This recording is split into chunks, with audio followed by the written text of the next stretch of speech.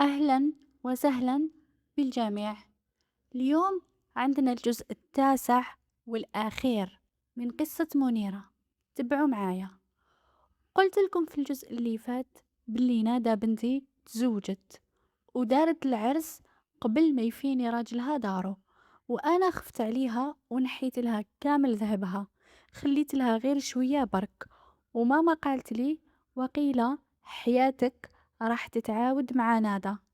قلت لها ماما عييت معاها، بصح غلبوني هي وجلال، وانا اللي عليا ضك اني ما نخليهاش تكرر الغلطة تاعي.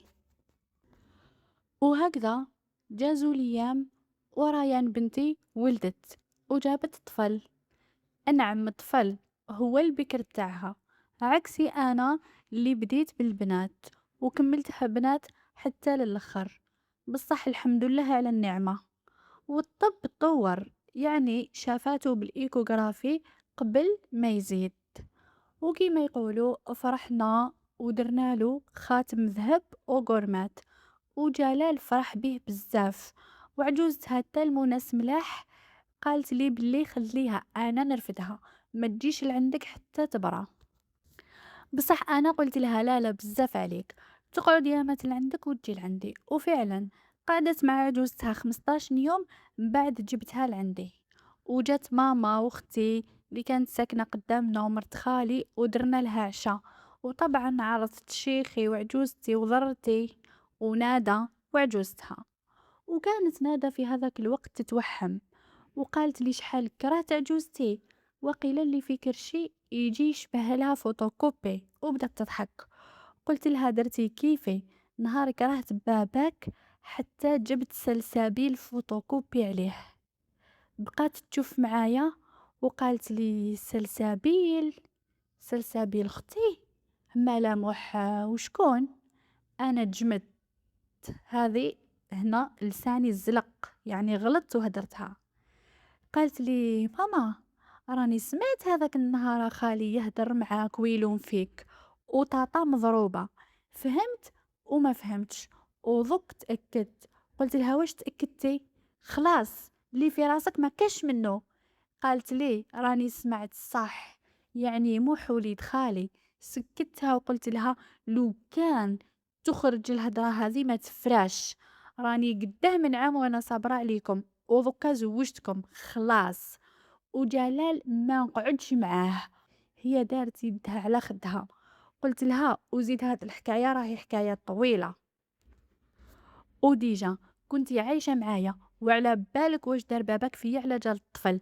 انا صح غلطت، بصح ما بقاش ونصارحو ونتلق منه ونتهنى انا وانتم. قالت لي بصح ماما تهدري تحرق، سكتي تحرق. قلت لها خلاص وصل لي الوقت اللي لازم نقوله وخلي تخلى لا بغات تخلى. وقلت لها هذا الشيء حاليا يقعد هنا بيني وبينك.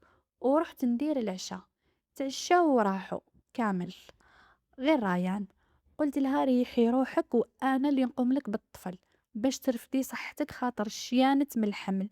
فوتت ياماتها وعيط لها راجلها، قال لها باش نديرو العقيقة وجاليها وداها. وطبعا رحنا ودرنا عقيقة الله يبارك. وغدوة من ذاك رجعنا لدارنا. كي وصلت بقيت غير نخمم كيفاش نجبد الموضوع الجلال ونحكي له على محمد. على بالي بلي راه موضوع كبير واعر باش نهضر، وانا غلطت غلطة اصلا جلال ما يستاهلش ندير على جالو هك. بصح ذوك الغلطة صرات وانا اللي راني نسوفري. بنتي بعيدة عليا وما عندي حتى خبر عليها، ربي يغفر لي.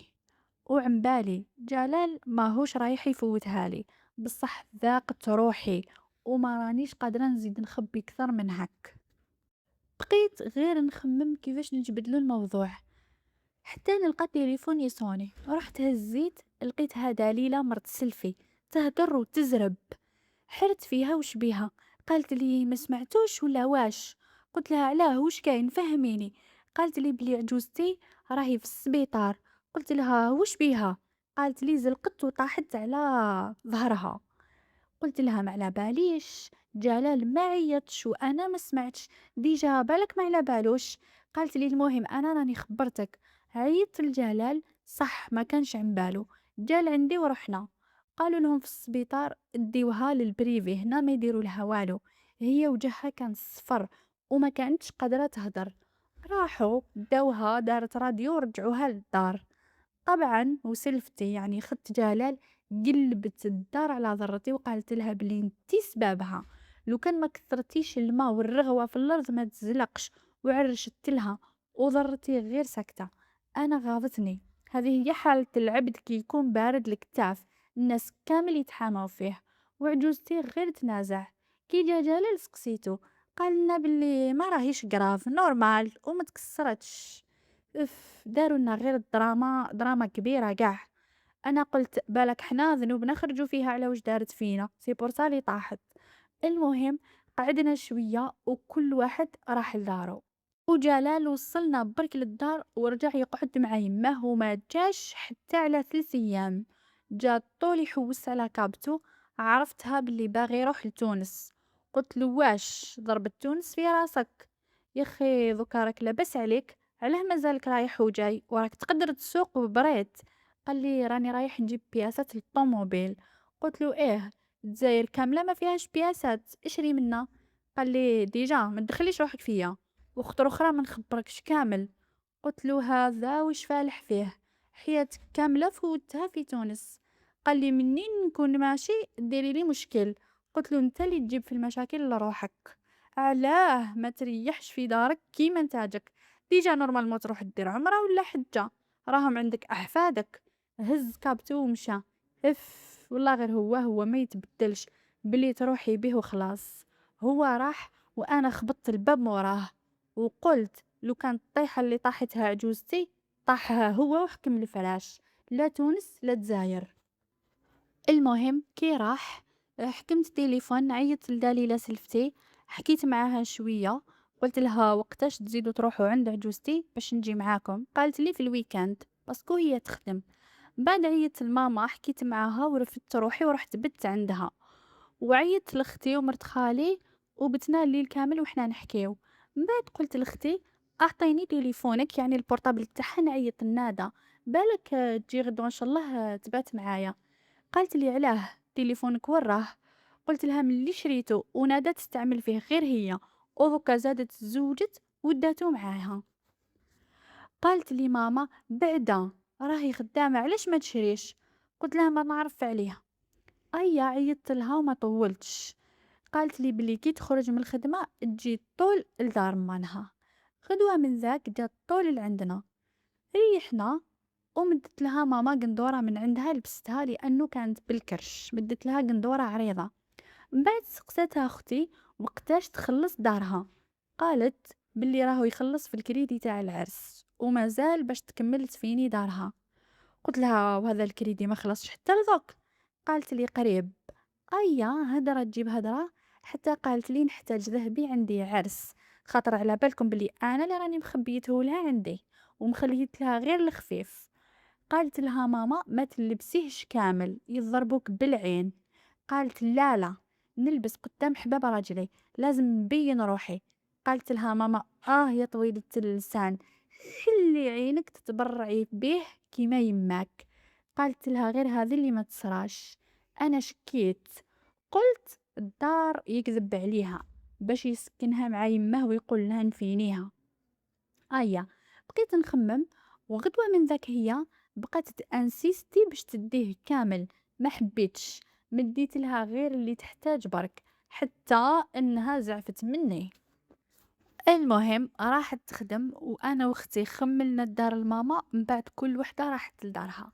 بعدها بيومين جا جلال. كي دخل استغربت، قلت هذا وش جابه؟ كي دخل كان باين من وجهه باللي راهو عيان. قلت بالك من الطريق. وموح طول راح يجري لعنده وقال له جبت لنا الشامية ولا لا لا؟ يحبها كيما نحب انايا. قال له لا لا ما جبتش. حتى تمنيت في هذيك الدقيقة لو كان موح صح كان وليديه، لو كان هذا السر ما عذبنيش عوام، لو كان راني هانية مع جلال بيه بعيوبه. بصح وش راح ندير، ربي يفرج علينا. جلال طول راح للدوش غسل وبدل قشو وخرج، ما جاش حتى لليل. كي جا قلت له نحط لك تاكل، قال لي لا لا. قلت اكيد تعشى عند ضرتي. سقسيته على عجوزتي، قال لي خلاص برات. المهم سكت، وهو كان ساكت شغل ما يهدرش بزاف. قلت له بلي رحت لدارنا ونادا جات، ما حكيت له. مالف يبدا يهاوش ويقول لي علاه ما تخبرينيش، بصح هذه المره ما هدر والو. من بعد قلت له انا عبالي بلي غادي تطول في تونس، كيفاش حتى 4 ايام وجيت نسف. وقال لي نروح تقولي له، نطول تقولي كيفاه، نجي تقولي علاه، وناض خرج وما زادش رجع. هذا وش بيه. المهم غدوة من ذاك ما جاش. قلت باين باللي راه مع يماه. المهم كنا في الويكاند، عيطت دليلة قالت لي راني خارجة من الدار باش تروح عند عجوزتي، اخرجي باش نوصلوا عندها كيف كيف. خرجت ورحنا عادي، قضيت في يدي ورحنا. دخلنا لقينا سلفتي الثم، سلفتي هي خت جلال. كي نشوفها نتقلق، سقسيت درتي على جلال، قالت لي قبيل برك كان هنايا. عجوزتي ما بها والو برات، يعني غير هي برك حابة تتقلش. المهم تقهوينا وحكينا شوية، وبدات تلوم عجوزتي في بنتي ريان، زعما تلوم فيا وعلاش ما جاتش وما طلتش عليها كي راهي مريضة. زعما سمعت وما جاتش، قالت لي ندى جات وهي ما جاتش. قلت لها راهي مزوجة بعيد، وعلى بالك الظروف، لو كان راهي قريبة تجي، ونادى راهي غير هنايا. المهم صمتت لي القعدة. من هدرة لهدرة زدنا تلاصقنا بهدرة ثانية شغل نداوسو. ويدخل جلال قال لنا وشنو هذا اللي راه صاري. حكيت له اختو، قال لها بلي الطفلة راهي بعيدة. قالت له صار انت ثاني تدافع على بنتك وجاي مع مرتك. وعجوزتي قالت له بلي بناتك ما يحبونيش، يحبوا جداهم الاخرى. قلت لها مام هي تحبهم ومتخليه فيهم، وانتي تحبي ولاد بنتك. جلال ما هدرش مع يماه، قال لي ايا نوضي نديك تروحي. قلت له انصر الحق يا لو كان مره. قلت له كيفاش انا نجي نطلع عليها وهي تضارب معايا على جال بنتي وماما. قلت له واش داروا هما لبناتي ياك اصلا ما يحبوهمش. وجيت نايضه، انا جيت نوز حتى نسمع ذرتي فتحت الباب باسكو كان يطبطب. سمعتها كي قالت ايه هنايا دار جلال. من بعد قالت شكون، وشاقت. سكتنا كامل، وهو راح طول للباب، وضرتي دخلت وجهها صفر. انا قلت سور كاش اكسيدو ولا كاش حاجه. انا ودليله وسلفتي اخت جلال وعجوزتي بقينا غير نسقسو في ضرتي وهي ساكته. من بعد خت جلال راحت للباب وزادت دليله، وانا حكمت ضرتي قلت لها شكون مات. حطت يدها على خدها ودندن في راسها. زدت لحقتهم انايا للباب، نلقى مرا لابسه تريكو وجيب سمرة وخشينة وشعرها مسبوغ صفر صفر، تقول بيدون تاع زيت صونغو، هذوك البيدون تاع البلاستيك. وشعرها كان مكشرد وزبان واعرة، ومعها واحد اخرى صغيرة وسمرة ولابسة ربة، وزوج رجالة واقفين موراها، واحد الطول والخوش قد الباب، وواحد فيهم كانت علته خارجة يعني كرشو كثر من جلال، وسمر وموشم يبان جايح. خرجت نقلب في راسي ما فاهمه والو، وهما يهضروا. قلت يا ربي هذو من عنابة ولا من سوق راس ولا من بالسكرة ولا تبسة، باسكو لهجتهم مختلفة. المهم يهضروا كامل مع بعض في خطرة واحدة.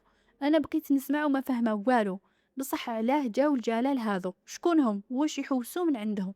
وجلال يقول لهم غير خطوني، عطيت لكم الدراهم باش تطيح، علاه ما طيحتش. اوه واش تطيح هذه. شافت معايا دليلة وطلعت حواجبها، وخدت جلال تسقسي في النساء هذوك. بصح هو ما غشهم كامل، كان في جلال وما حبوش يهضروا معاها. وهذوك الرجالة قدموا الجلال وحكموه، قالوا له باللي تعقد عليها. والمرأة الكبيرة قالت له دبر راسك، درت عملتك وهربت، راني جبتها لك بيها بدبشها. ها يا ربي واش دخل الدبشة والمعدنوس في الحكاية، شغل انا ما فهمتش هذه كلمة دبشها وشنوها. وجلال يقول لها غير خاطيني ماشي تاعي ماشي انا برك. وهذوك رجالة يدخلوا فيه يضربوا فيه يعني، وسلفتي ولات تعيط وتزكي، ودليلة قالت لي بلي دوك نعيط لراجلي يجي. وانا بقيت تحت الصدمة، مازالني غير نستوعب في هدرتهم، كشغل فهمت وما فهمتش. وهو واحد حاكم جلال والاخر يضرب، وجلال ما قدر لهمش. وسلفتي اختو راحت زعما تضرب هذيك المراه اللي شعرها صفر، بصح هذيك المراه واعره، طبعتها جابتها عليا، ونزيد انا نطبع سلفتي عليها وتحكمها من الشعر ويتلاصقوا مع بعض.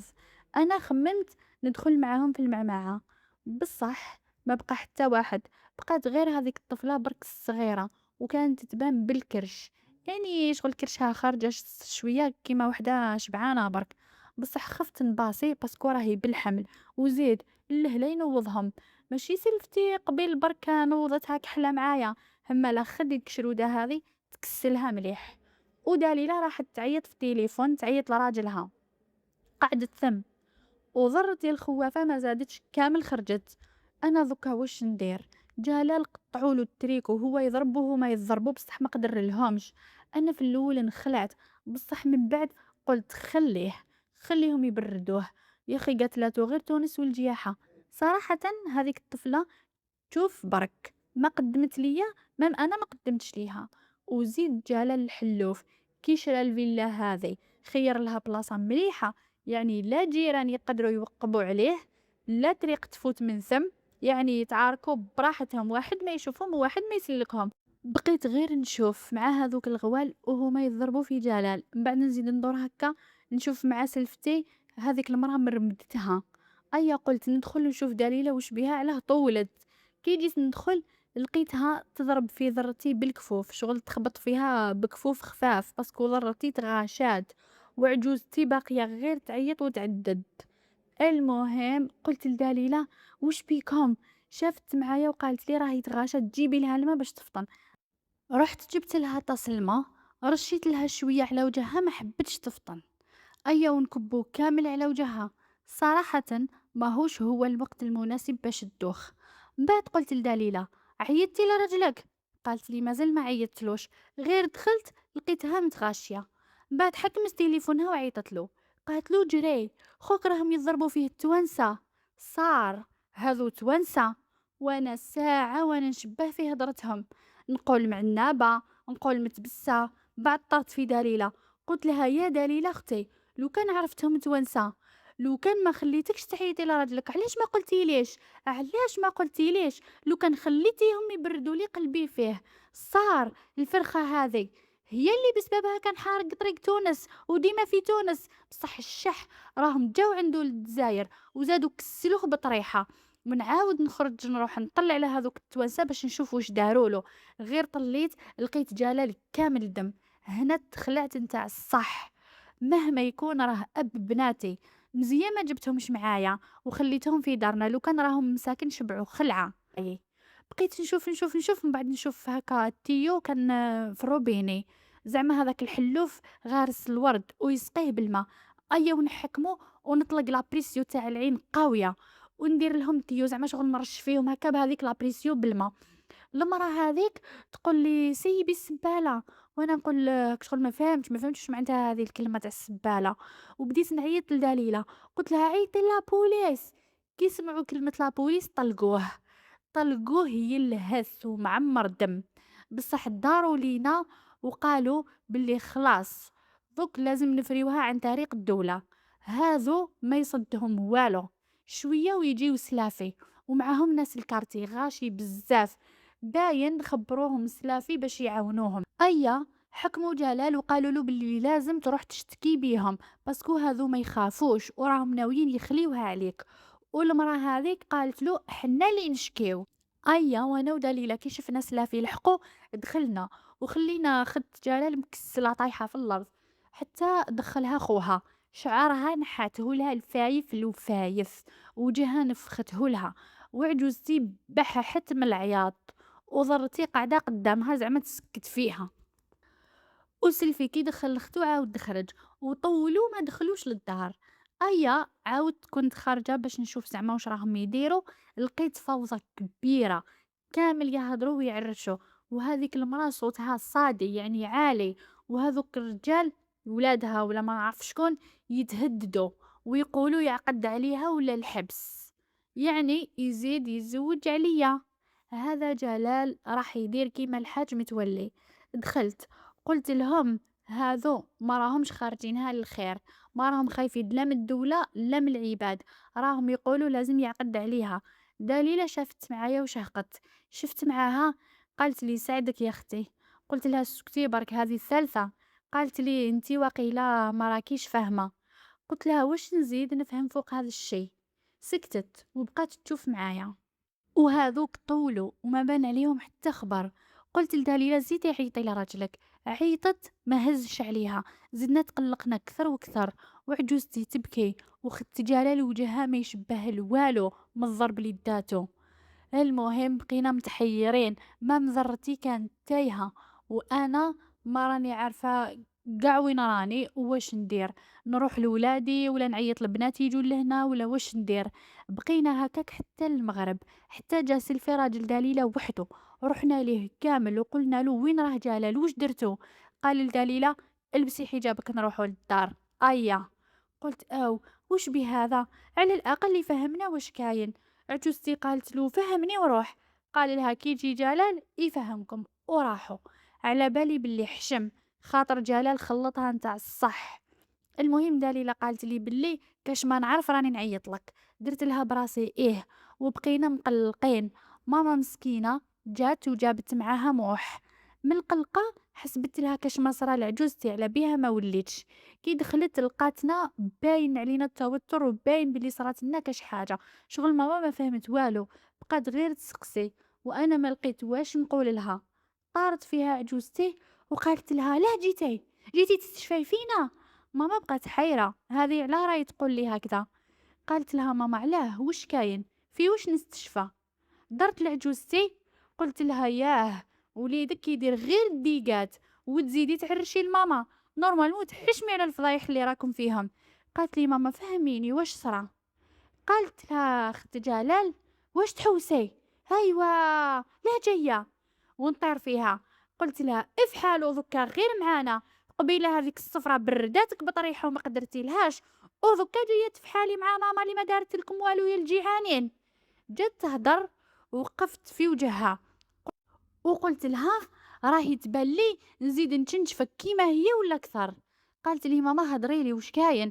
قلت لها ماما راكي مريضه والزعاف ماشي مليح ليك. بصح ماما اصرت باش نهضر لها. قلت لها جاو ناس من تونس يحوسوا على جلال تحاركوا معاه. قالت لي علاه. قلت لها بول فضايح، حاشاك. رجعت الطفله بالكرش ولحقاته حتى لهنا. قالت لي ياه يا بنتي واش ديتي ومازالك قاعده لهنا، امشي لدارك. قلت لها ما نتحركش من هنا حتى نفهم واش كاين. عجوزتي قالت لي تبعي يمك تشوفي لا ما خلاتلكش دارك.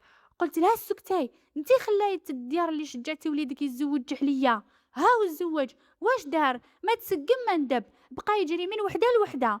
ماما حلفت لي وقالت لي ذوك تمشي. لبست عبايتي ودرت خماري، ومحمد تبهديله سمع كل شيء. خرجنا ورحت لدارنا بتنا الثم. عيطت لندى بنتي، قلت لها غدوة فوتي عليا وحدك نحتاجك في موضوع. قالت لي وش كاين. قلت لها والو حابة نسقسيك على بعض الصوالح. وعيطت لخواتاتي كامل وخبرتهم. تصدموا، ما كانوش يستنوا منه يلحق لهذه الدرجة، وكامل قالوا لي على واش راكي متحملاته. قلت لهم من بكري وانا نحوس نتطلق، ودوك لقيتها سبة وسبة كبيرة. شوفه الليل كامل ما رقدتش، بقيت نخمم عند كبرو هبل ورجاه يدور مع البنات الصغار ويدير في الحرام. المهم غدوة من ذاك جات نادى، حكيت لها وهي غير باهتة. من بعد قلت لها شوفي لي محامية مليحة من اللي تعرفيهم في المحكمة باش ندير له الخلع. قالت لي لا لا ما تخلعيه ما والو، راهو القانون نتاع تونس ماشي كيما تاعنا. قالت لي في قانونهم مرة وحدة برك، يعني ما عندهمش التعدد كيما احنا، يعني باش يعقد عليها لازم يطلقك انتي، خاطر ضرتك يعني ضرتي راهي بالفتحة معاه برك، يسمى بقيتي انتيا. قلت راه داير حسابه، دار حسابه كي كان راح يتزوج بهذيك الجامعية، على بيها ضرتي رجعها غير بالفاتحة. المهم واش راح ندير؟ ما عندي ما ندير ضركا طفرت. قلت لها باباكم دواه الرجم حي. قالت لي طلبي له الهداية. قلت لها واش من الهداية، راهو بأحفاظه، علاه مازالو صغير باش يدير هكا. قلت لها شيبو العيب. المهم ندى قالت لي بلي صبري برك وما ديري حتى حاجة. قلت لها من نهار تزوجت وانا صابرة. من بعد راحت تخدم وانا بقيت نحكي مع ماما. زدت هزيت التليفون وعيطت لرايان بنتي. المهم قلت لها ما تجيش. قلت لها باباك دار فضيحه، رايحه تتبهدلي وتتكشفي. قالت لي خلاص. قلت لها دبري كاش كذبه وولي كيدي. قالت لي خلاص وكوبيت. قلت لماما دوكا نروح لداري ما نزيدش عليك. قالت لي روحي وربي فرجها في وجهك. رحت لداري وطبعا نفس الروتين. من بعد تفكرت، قلت نعيط لدليلة، بين عيطت وكيما كنتش في الدار ما حكمتنيش. قلت العشية نعيط لها وجلال ما بانش وين راح العلم لله. مع العشية عيطت لدليلة، قالت لي وينك يا مرا راني حرقت عليك التليفون. قلت لها بلي كنت عند ماما باسكو كانت مقلقة عليا. من بعد قلت لها كاش جديد وكلش. قالت لي بلي كيما داروا معاهم ما حبوش، قالوا لهم لازم يعقد عليها. وجلال راهو ناكر، قال لهم ما كنتش معاها غير انا. قلت لها او يعني هذه خلاطة ولا كيفاش؟ يعني ضكا راح يجيب لي المرض للدار. قالت لي الحاصل هما راهم مخشنين ريسانهم وما راهم قابلين بوالو غير بالعقد وخلاص. انا هنا فهمت، يعني كي كان يروح لتونس هو وصاحبه كانوا متصاحبين على الحرام. على بها طريق تونس كان حارقها على جال هذه الفرخة. وهذه المرة الأخرى كي رجع بالخف باين باللي كي قالت له راني بالكرش شغل حصل له ملقاش واش يدير. المهم قالت لي دليلة بصح لو كان يعقد عليها غادي يطلقك. قلت لها خليه يطلقني على الأقل نتهنى منه باسكو راني عييت من مشاكله ومفضايحه. بعد بقينا هكا نحكو وقلت لها كاش ما يكون كاش جديد تعيشي خبريني. قالت لي متكسريش راسك وكوبيت. كي كوبيت بقيت نخمم في حياتي وش غادي ندير وفي مصيري معاه. وهو ما بانش وما جا حتى خبر عليه. وجاز نهار وزوج وثلاثة والو ما بان والو عليه. وهو كيف كيف ما جاش. عيطت لندى باش تجي لعندي باسكو تقلقت وكنت حابه نسقسي على حوايج بزاف في القانون وانا ما نعرفش. هي وما تعرف شويه. كي جات وبدينا نحكيو قالت لي كيفاش قرر هو ذكا. قلت لها ما على باليش ما بانش حسو كامل. حنا نحكيو جا محمل القرايه شرب الحليب وقلت له خرج لبرا تلعب باش غير ما يسمعناش واش رانا نحكيو. قلت لها سقسيلي كيفاش لو كان زعما باباك ما يعقدش عليها واش راح يصرالو. قالت لي باينه بلي غادي يفوتهم حبس. قلت لها يا يما على التبهداي اللي راني فيه يدخل للحبس على كبره وزيد على جال العيب والعار الناس تاكلنا من وجوهنا. قلت لها لو كان خليتوني انا اللي طلبت الطلاق خير لي ولا ندير له الخلع احسن. هذه سنين وانا صابره. وكي قررت نقول له على موح ظهرت لنا هذه التونسيه. قالت لي يا ماما الشي اللي درتيه كبير بزاف وبابا مستحيل يفوتها لك نورمال. قلت لها على بالي باللي غلط بصح شوفي هو واش داير التبهدايل والهوايل.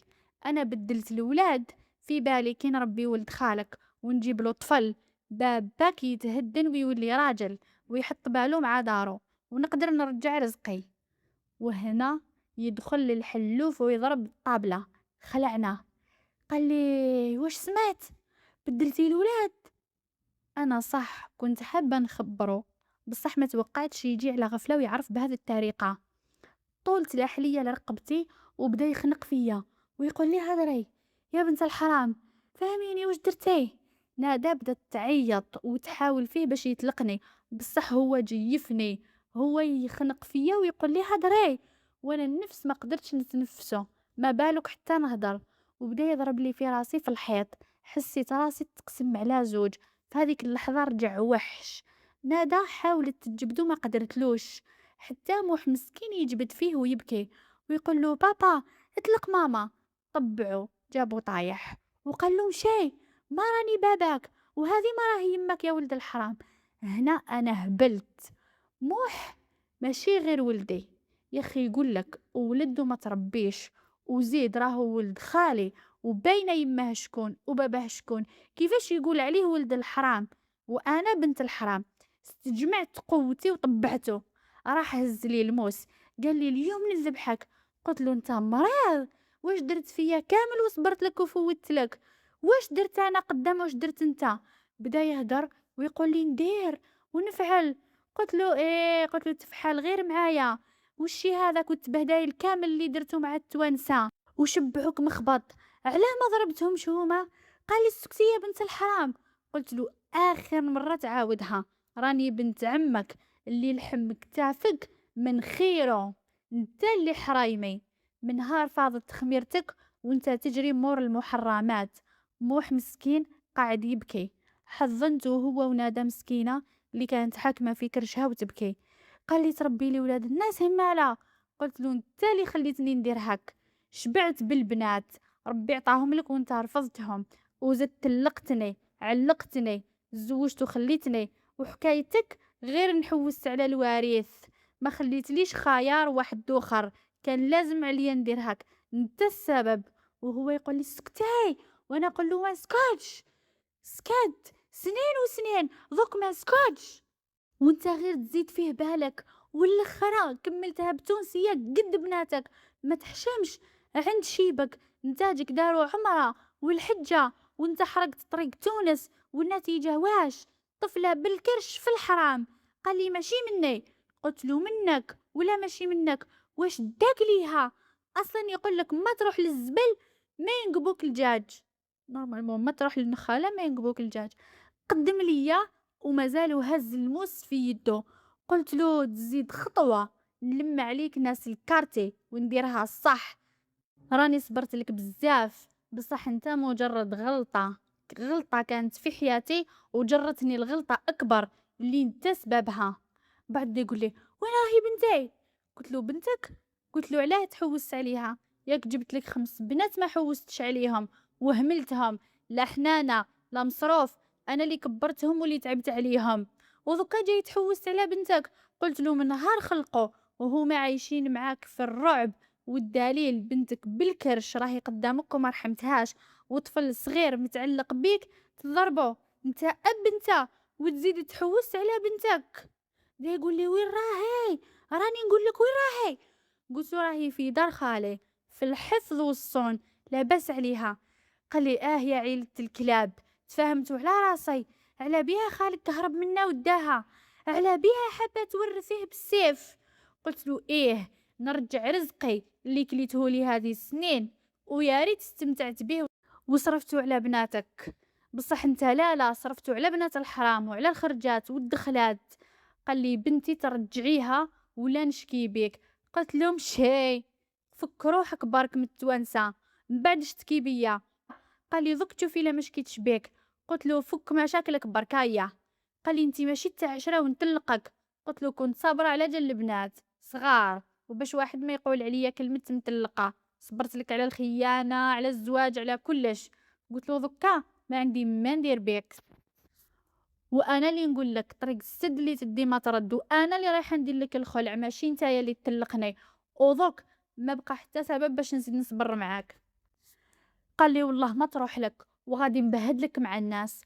ونادى تبكي وتحاول فيه وتقول له ربي يعيشك، بزاف علينا التبهديل مع الناس، ناس داري رجعوا يمعنيو عليا وراني لايحتهم في الثقيل. حكمتها وقلت لها باباكم اللي جاب لكم هذا كامل.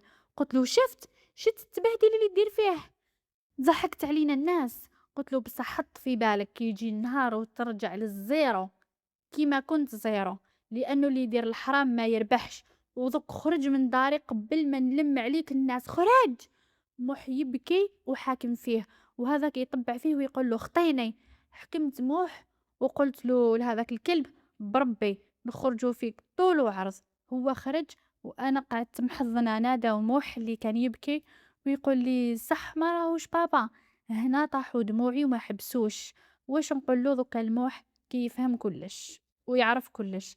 حضنته وقلت له انا هو ماماك اللي رباتك ونحبك اكثر من خواتاتك. قال لي علاه بابا؟ قال لي انا ماشي باباك.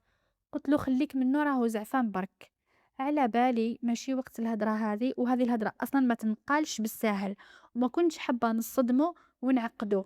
راني غلطت وراني نخلص في الغلطة تاعي، الغلطة اللي درتها على جال إنسان، لا لا ماشي إنسان، الحيوان خير منه، ما يستاهلش، درتها على واحد ما يستاهلش. بكيت وبكيت ونادى قلت لها ما تروحيش وانتي حالتك هاك، غسلي وجهك وعيطي لرجلك وقولي له يخليك تباتي هنا، ومنا الغدوة يرحمها ربي.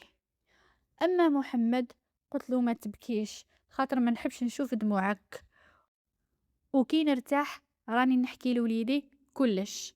نغنا غسلنا ورحنا للصالو، وديت البورطابل من عند ندى وعيطت لرايان حكيت لها شويه شويه.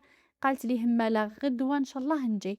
قلت لها رواحي راني محتاجه نحكي ونفضفض، وجداك ما تقدرش على همومي، راني ملي زوجت وانا غمتها بمشاكلي. في هذاك النهار واحد ما تعشى، غير بناتي الاخرين برك ما كانش على بالهم، وما رقدناش ثاني في الليل.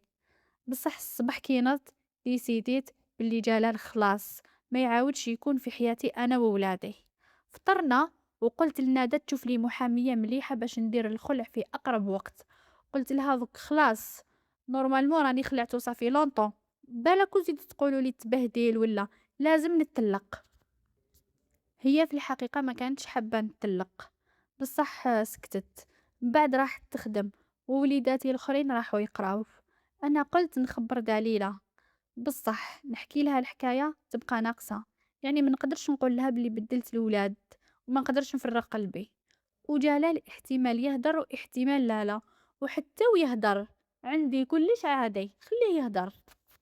المهم بقيت نستنى في ريان، جات جابها راجلها قعد شوية ورجع، خاطر الطريق طويلة. قعدنا شوية انا وياها، بعد عيطت نادا وقالت لنا بلي راني جاية ما قدرتش تخدم مسكينة. انا فهمتها بلي من الخلعة تاع البارح. كي جات قالت لنا بلي كي راح تخدم ما قدرتش، حتى راحت للجينيكولوج لقات لا طونسيو طالعة. قالت لها بالك توترتي، راكو تشوفوا واش دار فينا. المهم واش دار فيا وفي بناته. نادا عطاولها مالادي 5 ايام باش تريح روحها. قالت لي ما قدرتش نقعد في داري وهما غير يوشوشوا عليا، قلت باللي نجي لهنا ونقعد. قلت لها خير ما عملتي. فوتنا النهار هذاك، وغدوة من ذاك عيطت لماما تجي باش نتوانسو، ووصيتهم ما يحكوش قدامها، ما يحكوش التفاصيل، خاطر على بالكم بلي ماما راهي مريضة ورانيش حابة نزيد نمرضها على جال واحد كيما جلال. حكيت لها غير شوي شوي. قالت لي هذا هبل، شوهها بزاف شغل دار عيب كبير، هذا دواه غير التوانسة يعطوه قتلة يزيدوا يبردوه كيما الخطرة اللي فاتت. حنا نحكو وصونا التليفون، شفتو كان النيميرو تاع دليلة لانه شريت شغل لافيشور في هذاك الوقت. سقسينا على حوال بعض، من بعد قلت لها قولي لي كاش خبر جديد. قالت لي جلال كي قال لهم ما نعقدش عليها طلبوا له دراهم كبار ولا يفوتوه للحبس. قلت لها لو كان غير يدوه للحبس ونتهناو منه. قالت لي عجوزتك دبرت عليه وقالت له باللي عندك زوج لسه يبيعوا ذهبهم ويعاونوك. قلت لها هاك منين دار الفضيحة تاع الغابة مع الجامعية. قالت له هكا يبيعوا ذهبهم ويعاونوك. قلت لها وذكايا زيد تقولوا هكا نبيعوا ذهبنا ونعاونوه. قالت لي الحاصل ضرتك مدت له ذهبها. قلت لها هذيك المسكينة مغلوب على أمرها وش راح تدير. قالت لي وانتي كيفاش ديري. قلت لها أنا رايحة ندير له الخلع، ماشي هو عايش في الفضايح والتبهديل. ونادى مسكينة راهي عندي غير من فضايحو، دار راجلها رجعوا غير يمعنوا عليها، وفي الخدمة ما قدرتش تخدم، والكارتي ما كاش اللي ما سمعش بيه، وانا قليل ما فوت معاه الميزيرية، والاخرى دار لي التبهديله ونزيد نبيع على جالو ذهبي. قلت لها خليه يدخلوه للحبس باش يتربى. قلت لها ديجا يماها على ما تبيعش ذهبها وذهب بنتها وتعاون وليدها. قلت لها تعرف غير تدبر بلا ما تخسر هي. المهم دليلة كوبينا وقالت لي كش ما يكون خبر نزيد نخبرك. كي كوبيت عليها حكيت لهم يعني على بيها، جا هذاك النهار يصحح في وجهه باش يدي لي ذهبي. ايا مزيا طرطقت الحاله وانكشفت الفضيحه وبان كلش.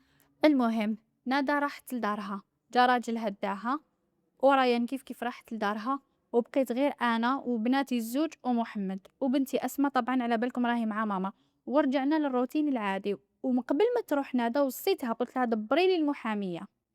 كنت حاسه بواحد الراحه، شغل كي خرجت كاع واش كان في قلبي وفضحت السر تاع محمد. اما بالنسبه لمحمد كان مقلق ويسقسي فيا علاش بابا قال بلي انا ماشي وليدكم. ما حبيتش نصارحه وقلت لازم نديه عند بسيكولوج من بعد باش نصارحه. وفاتوا اليامات ونادى ما عيطتليش وما قالتليش اذا دبرت لي محاميه ولا لا. عيطت لها من الفيكس. ايا قالت لي بلي هذا الهضره ماشي تاع تليفون، قالت لي بلي نجي لعندك ونتفاهموا. قلت لها اوكي وكوبيت. كي كوبيت رحت لدارنا وعطيت لبنتي اسماء، قلت لها شدي، قلت لها شري لي بورطابل باسكو نسحقو. دات الدراهم وشرات لي واحد. وغدوه من ذاك جات لعندي نادا. قلت لها واش درتي فيها؟ قالت لي بلي حشمت وزيد تمشي الهدرة عليا في الخدمة.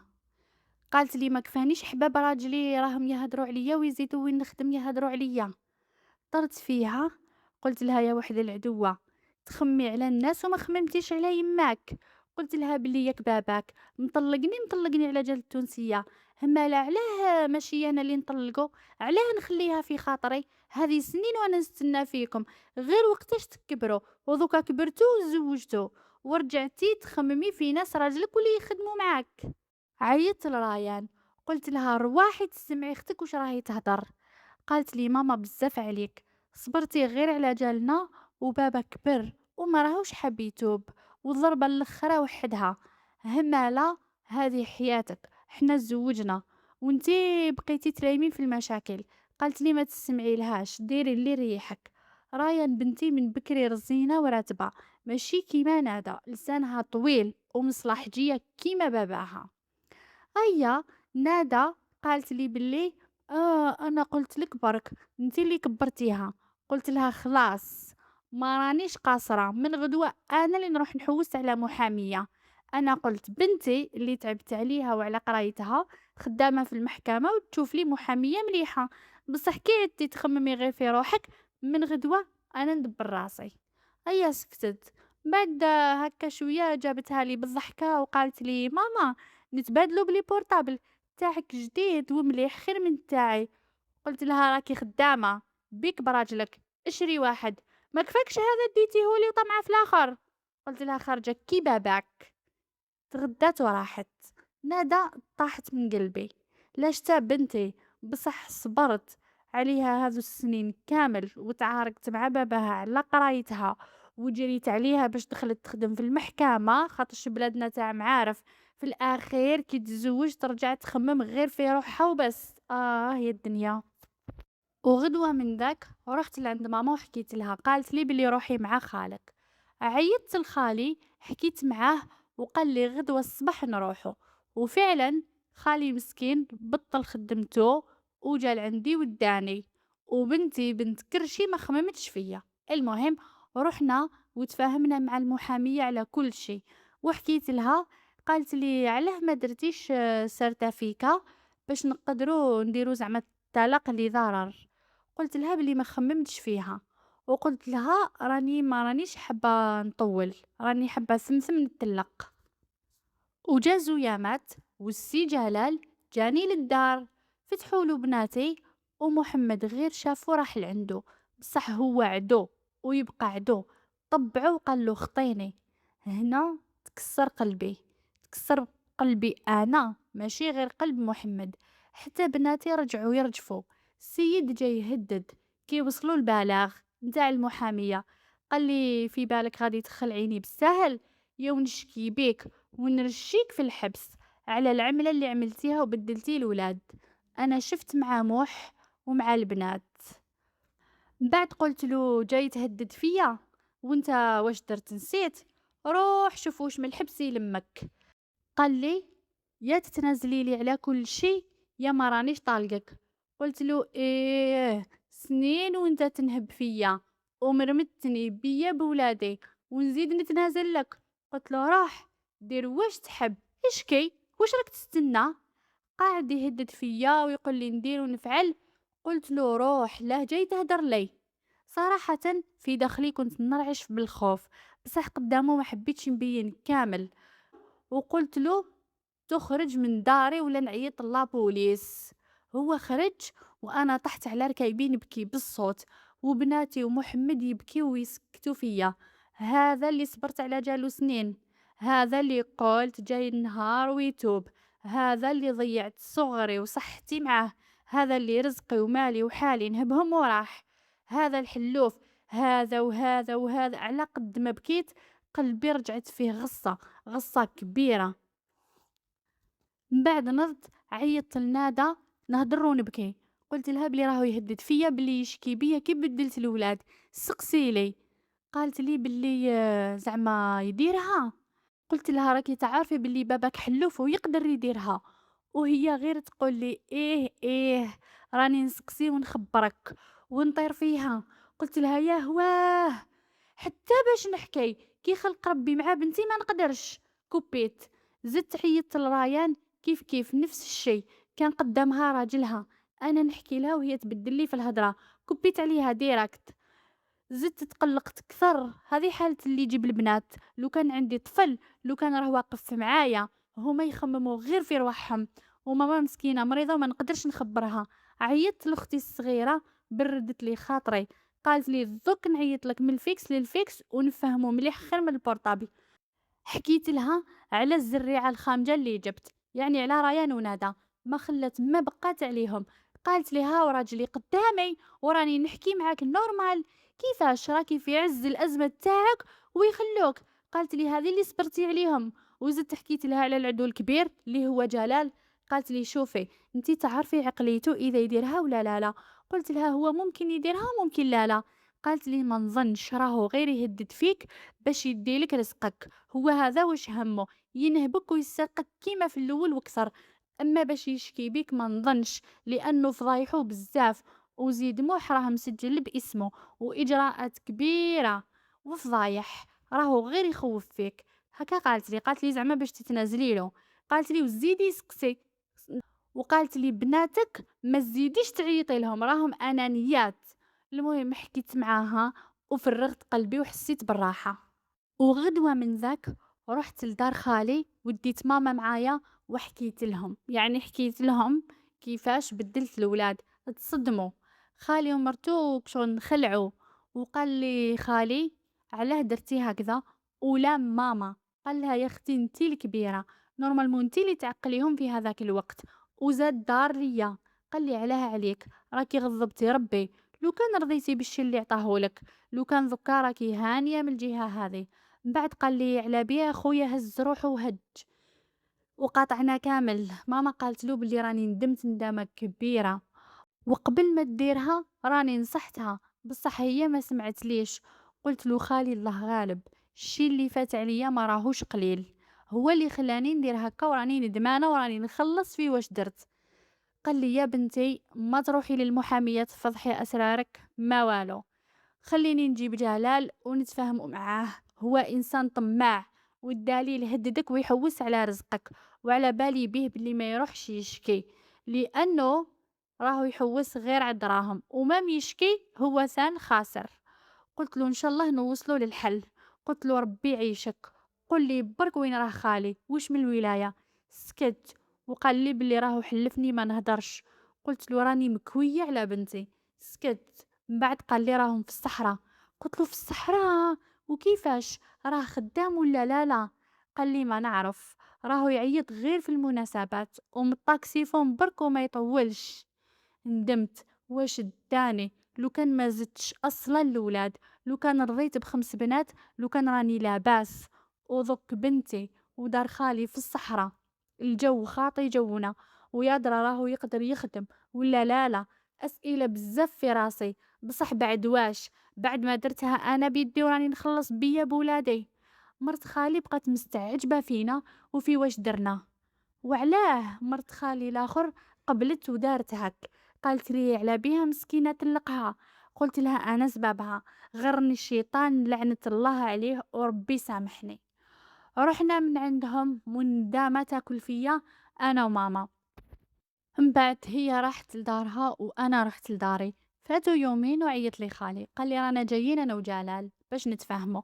عيطي لماماك وقولي لها تجي. عيطت لماما قلت لها رواحي، زدت عيطت لندى قلت لها رواحي راهو جاي بابك باش نتفاهموا معاه. جات ماما وندى وخالي ومرت خالي. شويه وجا جلال جا وحده. حرت، ما جاش معاه عمي ومرت عمي، اول مره يديرها. مالف ما يخبي عليهم والو. بدا خالي زعما يهدن فيه، قالو باللي راكم كبار ذوك وراه عندكم احفاد، عيب الشي اللي راهو قاعد يصرى. طبعا جلال حسيتو مالاك، رجع كل شي فيا، غير هي وهي دارت وفعلت. ماما ما حملتش، قالت له اسكت، الفضايح كاع انت اللي درتهم، في عايلك ما خلاو والو. المهم سكتها خالي وقال لها بلي رانا نحوسو دوك على حل يرضي الطرفين. ناض جلال قال انا باش نفوتها لها وما نوصلهاش للعداله لازم تتنازل لي على كل شيء. قال له خالي اواه، كيفاش هذه تتنازل على كل شيء؟ شغل راك حاب تشري سكاتك برزقها. وبدا يعرش ويقول لو كان نحب نديرها في الحبس ومنا. قال له خالي ما تحشمش تهدر على يمة ولادك هكا، وزيد راهي بنت عمك. ناضت ليه ماما وبدات تعاير فيه وقالت له بلي انت طماع، ما همك والو، همك غير الرزق. زاد سكتها خالي وقال له راح تنا لو كان شكينا بيك نهار استعملت الوكالة وكريت لها جناينها وحانوتها، وراهم عندنا الشهود، والمحاسب راهو قادر يشهد على واش سرقت من مال. وذوك راك حاب تدخلها للحبس.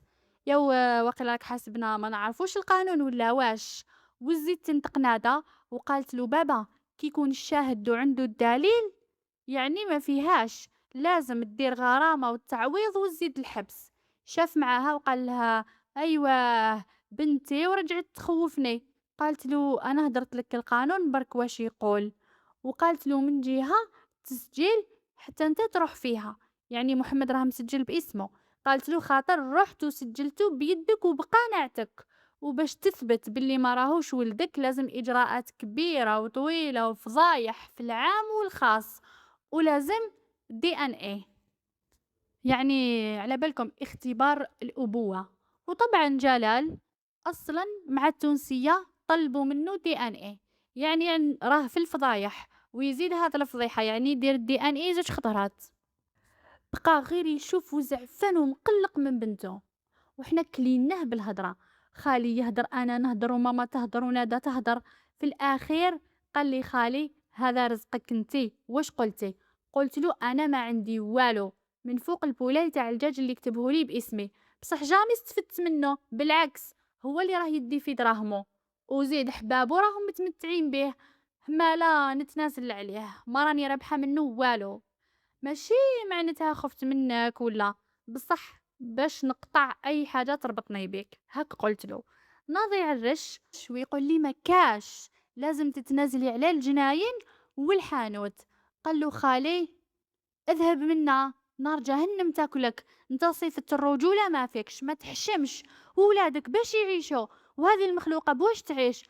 قلت له يا الحلوف ما كفكش واش نهبت، راك معول تخليني للشر بيا ببناتك، انت خسارة فيك كلمة اب حلوف، توانسة ينهبوا فيك وانت تنهب فيا، لو كان غير خليتهم قتلوك يا طماع. وبديت نعيط روح من وجهي انا اللي نشكي بك. خالي حكمه مكتافه وقال له تخرج يا وحد الكلب ولا ندير فيك ما داروا التوانسه وكثر. خرجوا خالي وقال لي ضك كيما تحبي، تحبي تشكي به ولا لا لا، باسكو هذا ما راهوش راجل.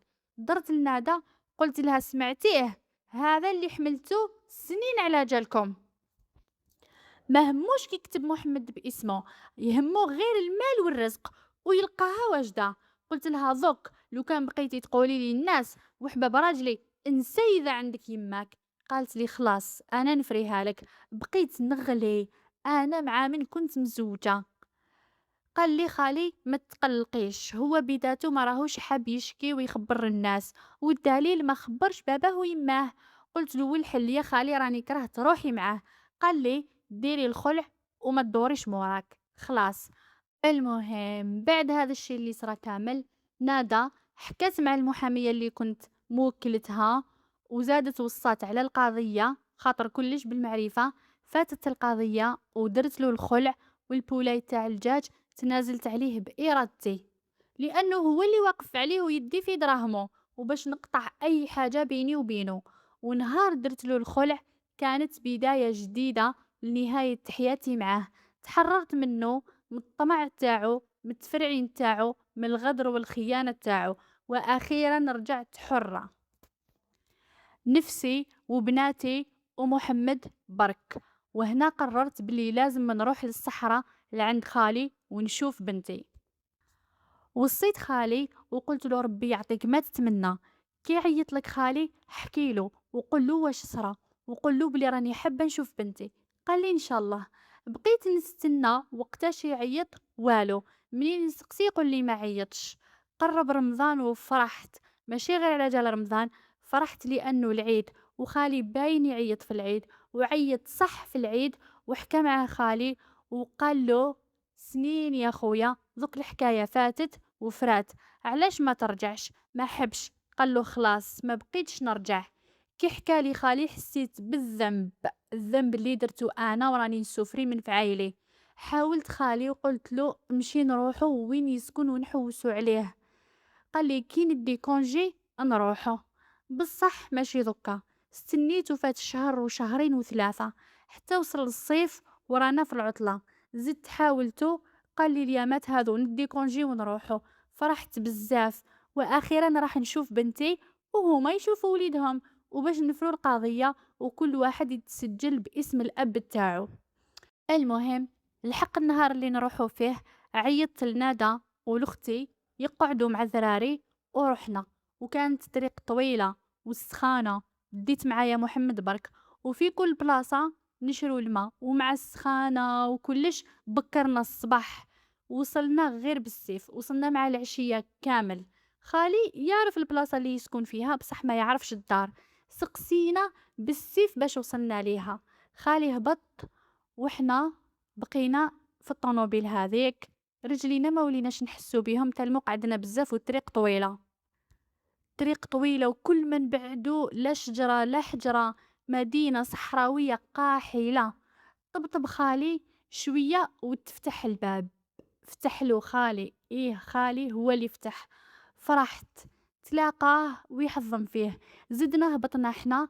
ماما راحت طول تلاحت تحضن فيه وتبكي. زدت انا، قال لنا ادخلوا. دخلنا. يا ربي حوش كيما يقولوا صغير والباب لوح.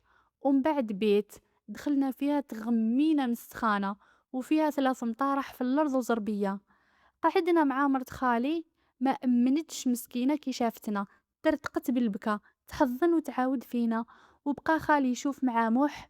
قلت له موح بوس خالي. باسو، وخالي حضنه وزير عليه. ومرت خالي تجرات ليه وحضناته وتبوس فيه. قالت له كبرت الله يبارك، وانا غير نحوس على سلسابيل بعينيا ما كاش. مرت خالي فاقت بيا، عيطت عليها، قالت لها سلسابيل ارواحي. جات كبرت ما شاء الله.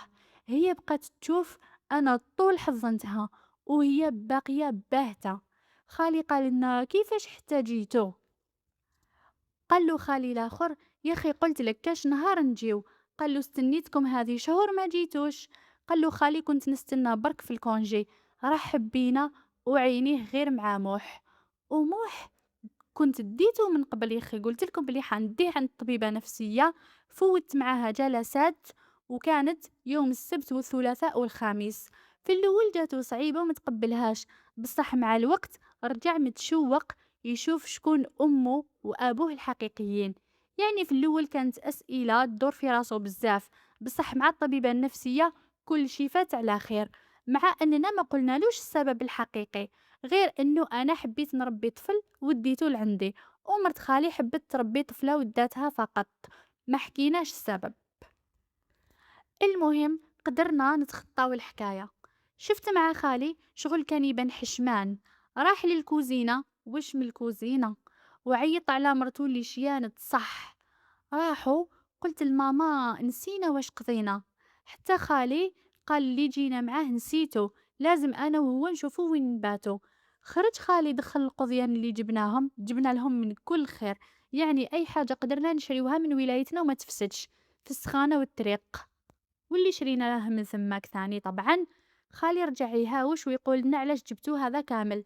قالت له ماما ما توحشتوش ماكلة بلادنا؟ أي حب يخرج حكمته ماما وقالت له قعد توحشناك هذه سنين. قال لها نقضي برك ونجي. قالت له له الفساد. خرج يحكي مع خالي الاخر اللي قال له شوف لنا وين نباتو هو وجارنا اللي جينا معاه.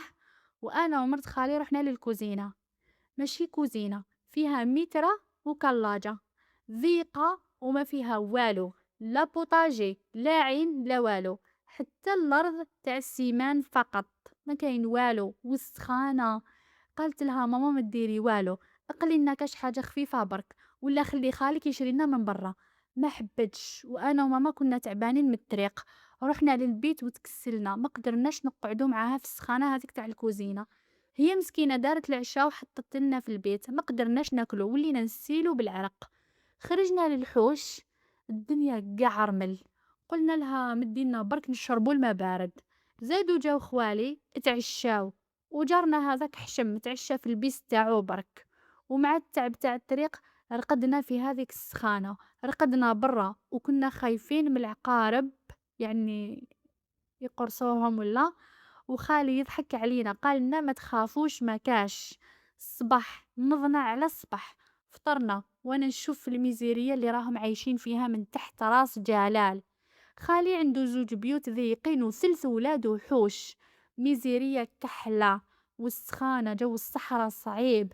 ماما حاولاتو يرجع ما حبش، قال لها راني هنا لا باس.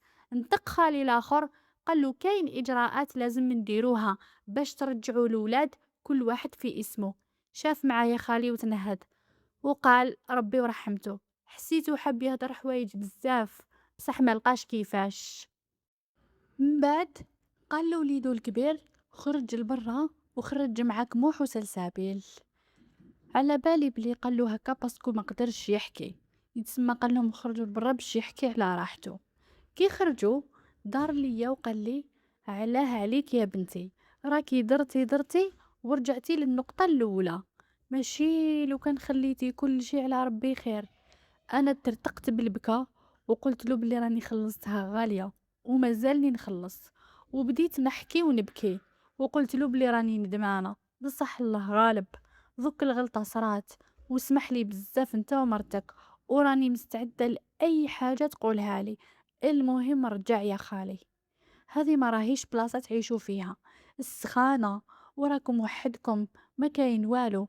حتى ماما حاولاتو بصح هو قال خلاص هذيك البلاصة يعني الولاية تاعنا ما نرجعش ليها.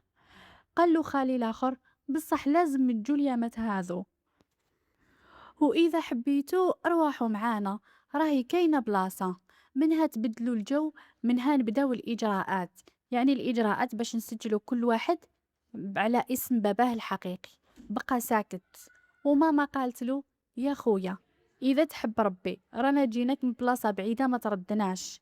قالنا نخمم. قعدنا 3 ايام، واحد الميزيريه وواحد السخانه والدنيا غير رمل ما كاش الخضوره كامل، وسلسبيل ما على بالهاش. بصح يا سبحان الله فوتو كوبي على جلال ما تشبهليش كامل. وموح لاش على بالو بلي خالي هو باباه، بصح حسيتو مرعوب من العيشة تاعهم، لانه غير قلنا له بلي نروحو فرح وما قالش نقعد ولا. وخالي واخيرا قبل لي يروح معانا. المهم رحنا كامل واخيرا وصلنا، وبنتي راهي في نفس البلاصة معايا. واليوم طيبت الغداء وقلت ندي لهم في يدي ونروح لعندهم. رحت لعندهم ما لقيتش خالي، باين باللي توحش ولايته وناسه. قعدت معاهم وبديت نسقسي في مرت خالي كيفاش احتاجته خالي الفكرة باش يروح للصحراء. قالت لي زعف، وقال مبعد على هذا البلاصة يعني لا ولايتنا باش واحد ما يجيب لي خبري. قلت لها وكيفاش قدرتوا تتأقلموا مع السخانة هذه راهي بزاف وانتم كنتم موالفين هنايا. قالت لي ما كان له نحكي لك، وانتي نسيتي وقيله بلي انتي هي السبة. قالت لي راني حابة ننسى كامل واش عانينا ولو كان صبت ما نزيدوش نرجعو لتماك خلاص. قالت لها ماما خلي نحكيو معاه انا وخويا، يعني تحكي معاه هي وخالي الاخر، بالك يهديه ربي وتقعدوا هنايا خير، خاطر هذيك ما راهيش بلاصه كامل تاع معيشه، السخانه بزاف والولاد كبروا والضيق، وبلادكم خير.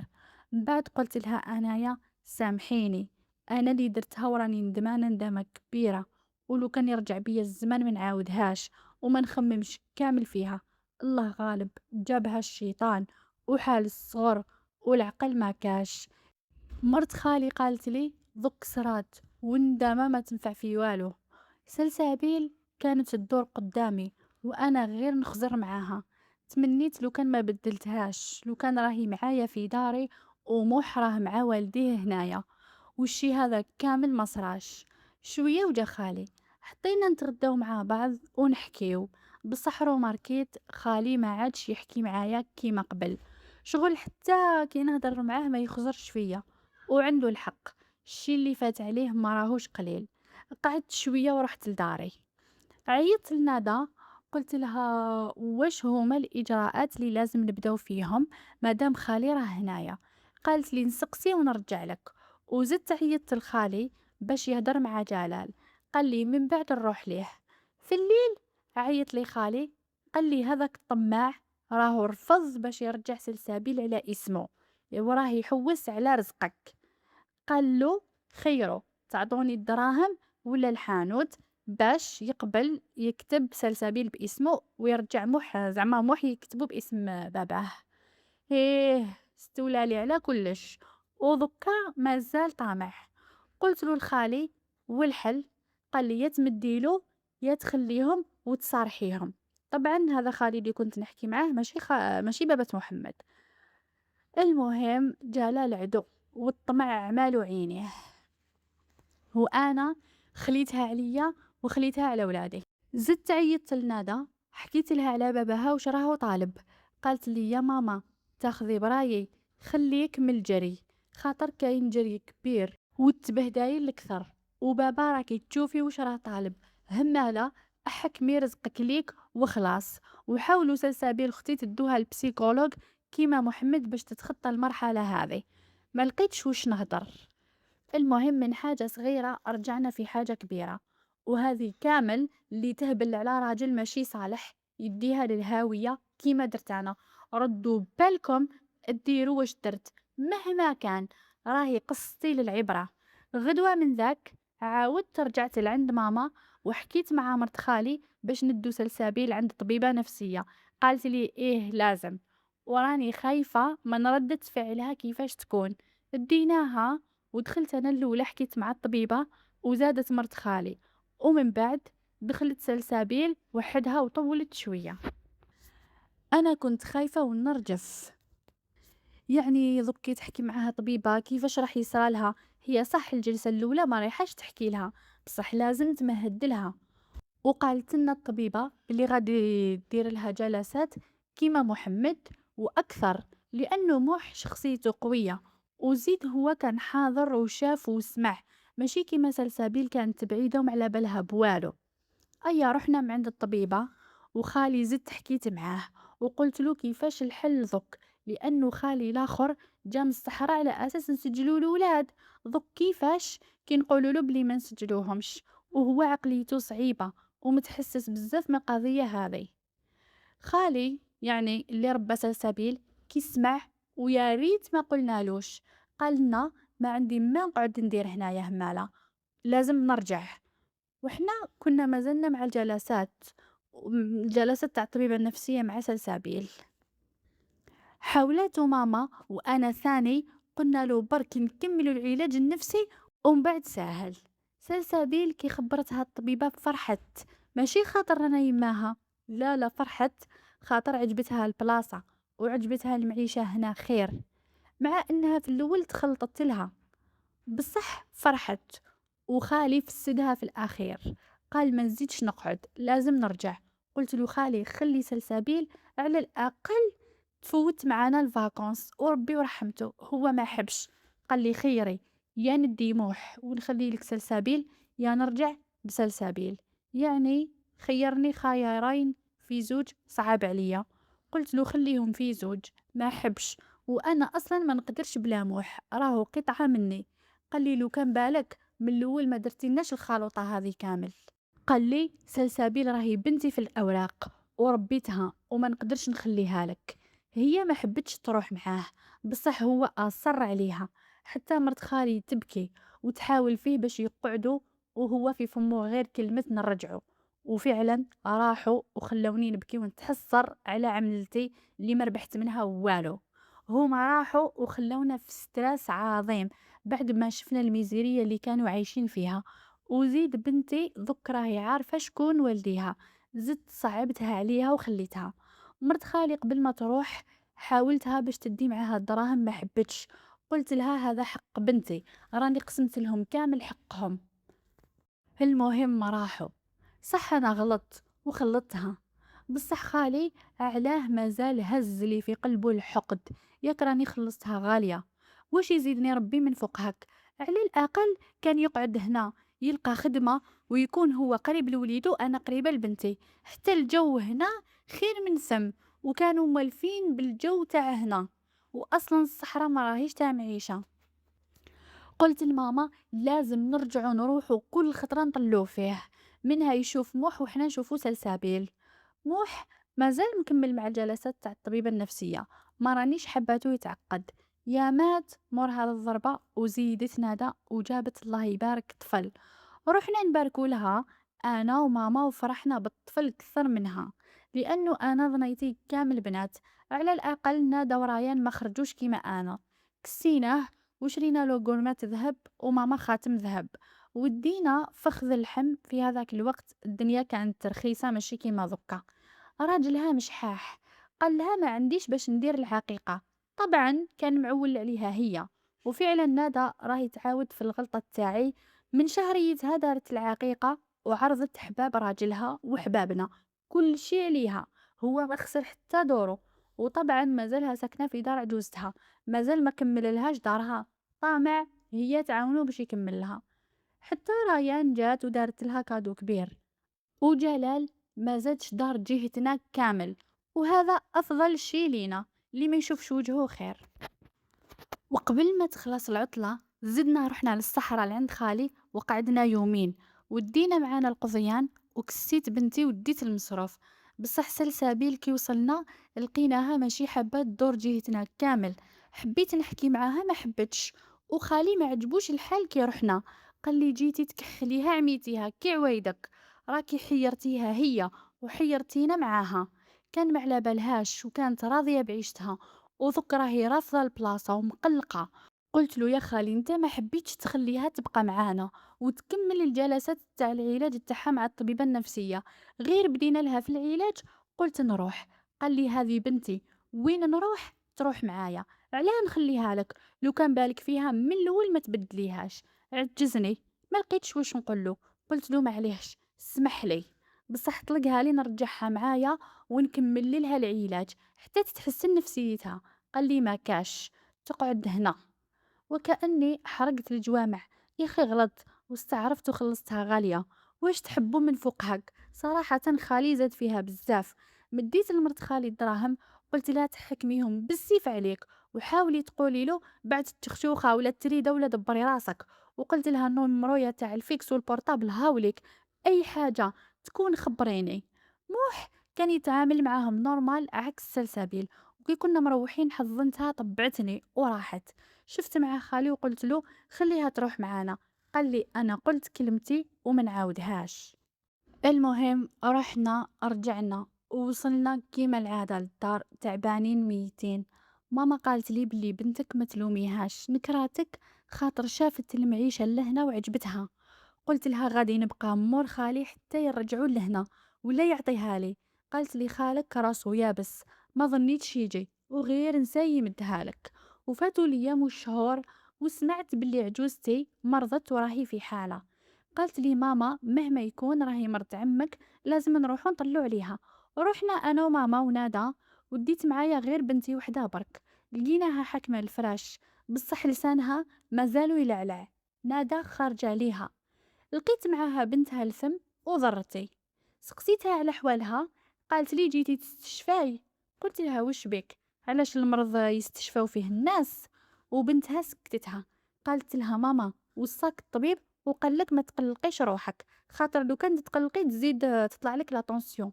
قعدنا شويه ورحنا، حكمت نظرتي بصح ما حبيناش نقعدوا. والحاجه اللي لاحظتها انهم ما على بالهمش بحكايه موح، يعني جلال ما خبرهمش، اول مره يدير حاجه مليحه في حياته. وهكذا زادوا فاتوا الايام والشهور، وجاتني لاله نادا وحابه تدي ذهبها كامل. قلت لها لاه، قالت لي نحتاجه باش نكمل الدار. ما حبيتش، قلت لها يدبر راسو، يا اخي كان وعدك من الاول يفينيها وتسكنوا غير يامات مع والديه، من بعد تروحي لدارك. قالت لي راني كرهت من دارهم وراني حابه داري وحدي، واش فيها كي نعاونو؟ قلت لها يا بنتي اسمعي ليا، راني يمك وراني نحوس على مصلحتك، الدار ما هيش من مسؤولية المرأة. قالت لي أنا اللي راني حابة داري وحدي. قلت لها إيه، يكملها هو بصح. قالت لي ما قدرش. قلت لها راكي تندمي، على الأقل يكتبها باسمك، ما تكرريش نفس غلطتي. شفتي باباك واش دار فيا؟ قالت لي راجلي عقليته ماشي كيما بابا. قلت لها أنا اللي كبيرة عليك، وأنا اللي نعرف راهو طماع من نهار الاول معول عليك، وحتى العقيقه لو كان ما درتيهاش انتي ما يديرهاش. يا بنتي ما تعاوديش نفس حكايتي، قادر تكملي له الدار ويدور عليك ولا يزوج عليك. قالت لي لا يزوج عليا وانا جبت له الطفل. ايوه، قلت لها يسمى القرايه اللي قريتها لك وتعبي اللي تعبتو عليك والصبر اللي صبرتو عليكم كامل، ونلقاك بنفس عقلية باباك. هذا انتي القارية تحكيهك، انتي اللي جبتي له الطفل، ماشي هو المسؤول عن تحديد جنس الجنين. آه يا ربي. قلت لها انتي هي الدوزيام متاع باباك. قالت لي ماما انتي رجعتي تتحسسي بزاف من هدرتي. قلت لها عندك الحق تقولي هاك، خاطر ما صبرتيش الصبر اللي صبرته انا وما تعبتيش تعبي. قالت لي يا ماما ربي يعيشك، اذا حابه بنتك تتهنى في دارها مديلي ذهبي. قلت لها ذهبك، ذهبك هذا من حر مالي من رزقي اللي خلاه لي بابا الله يرحمه، وما رانيش حباته يضيع هكذاك، على الأقل حطيه في بلاصة تستاهل. قالت لي والدار ما تستاهلش. قلت لها كي يكون مولاها ماشي طماع. قالت لي مديهولي برك، أنا ماشي كيفك، راني دايرة حسابي على كل شيء. قلت لها إيه يا لالا ماشي كيفي، راكي تهضري فيها بصحة نية الوجه ما تحشميش، راني يماك، غادي نمدهولك ونشوفوش طارتك، كي يروح في الباطل حلي عينك تجي لعندي وتطلبي مني كاش حاجة. قالت لي هاتي برك وراسك يا ماما وتشوفي. مديته لها وانا ما رانيش راضية وقلبي معمر من لسانها، بصح خلي تجرب، يا اخي راهي دايره روحها فايقه عليا. ماما كي سمعت بلي مديت لها الذهب شبعت غش عليا، قالت لي علاه مديتيه لها؟ قلت لها حاولت وحاولت بصح هي مصرة، قالت باش نتهنى. قالت لي واش من هنا شفنا في العقيقة وشبعنا. قلت لها واش راح ندير، يا اخي كنتي تنصحيني وما سمعتلكش حتى كواني جلال باش تعلمت. قالت لي انت على الاقل ما كنتيش تلسعي بلسانك كيفها. إيه، وفاتوا الأيام والشهور ثاني ونادى فينا دارها وعرضتنا دارها دار غدا، ورحنا نباركوا لها على الدار. طبعا طلبت منا كل وحدة دير لها حاجة نتاع إلكتروميناجي. نادى ما تلعبش عقلية جلال غير المصلحة. قلت لها واش نشري لك مثلا؟ قالت لي اطلبي لي كويزين ايكيبي. ايه، قلت لها ملي كنتي في حاجة رجعنا في حوايج. وقالت لجدتها يعني الماما، قالت لها انتي ديري لي صالون، يعني لي فوتاي واللي معاه من كلش. قلت لها وش اللي درته لك في جهازك وين راه؟ قالت لي هذا الدار جديدة وراني حابة كل شي جديد. قالت لها ماما ثاقة، على ظهرنا ديري كلش، والطرطور تاعك واش يدير؟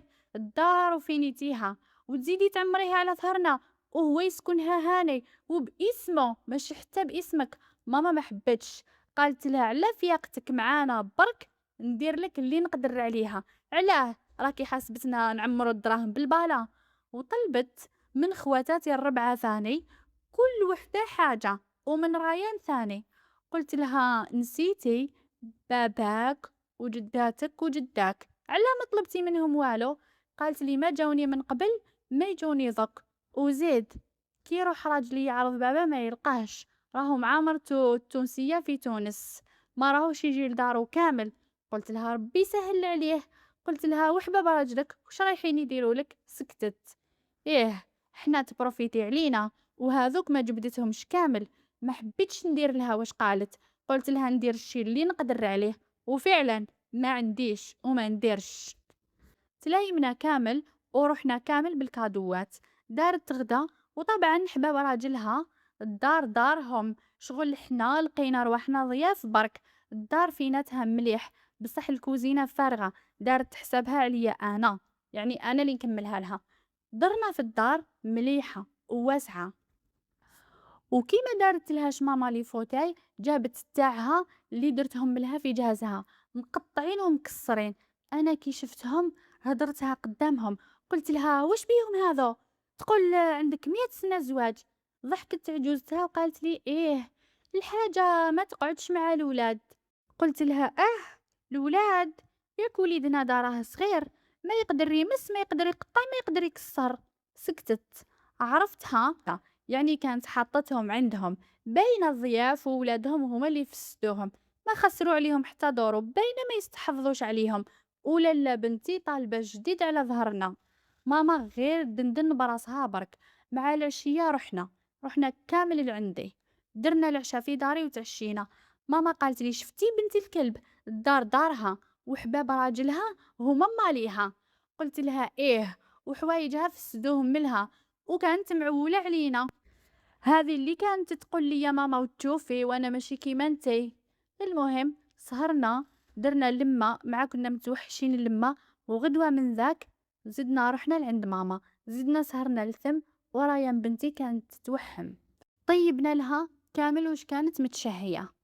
يامت من بعد وجانا خبر عجوزتي ماتت. ورحنا انا وماما وبعثنا لخواتاتي الاخرين وراحت نادى معانا. وريان جات هي وعجوزتها وراجلها.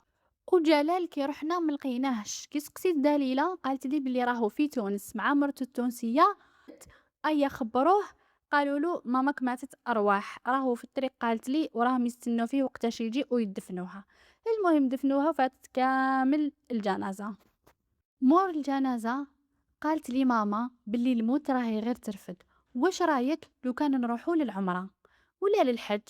قلت لها صح، قداش وانا نخمم فيها، بصح لازم منا محرم. شكون يروح معانا؟ قالت لي شكون يعني من فوق خالك؟ قلت لها الحج ماهوش مضمون، اذا نخرجوا في القرعة ولا لا، بصح العمرة في اي وقت ورخيصة. عيطنا له الخالي في هذيك الدقيقة وقلنا له، قالنا بلي ما عنديش الدراهم.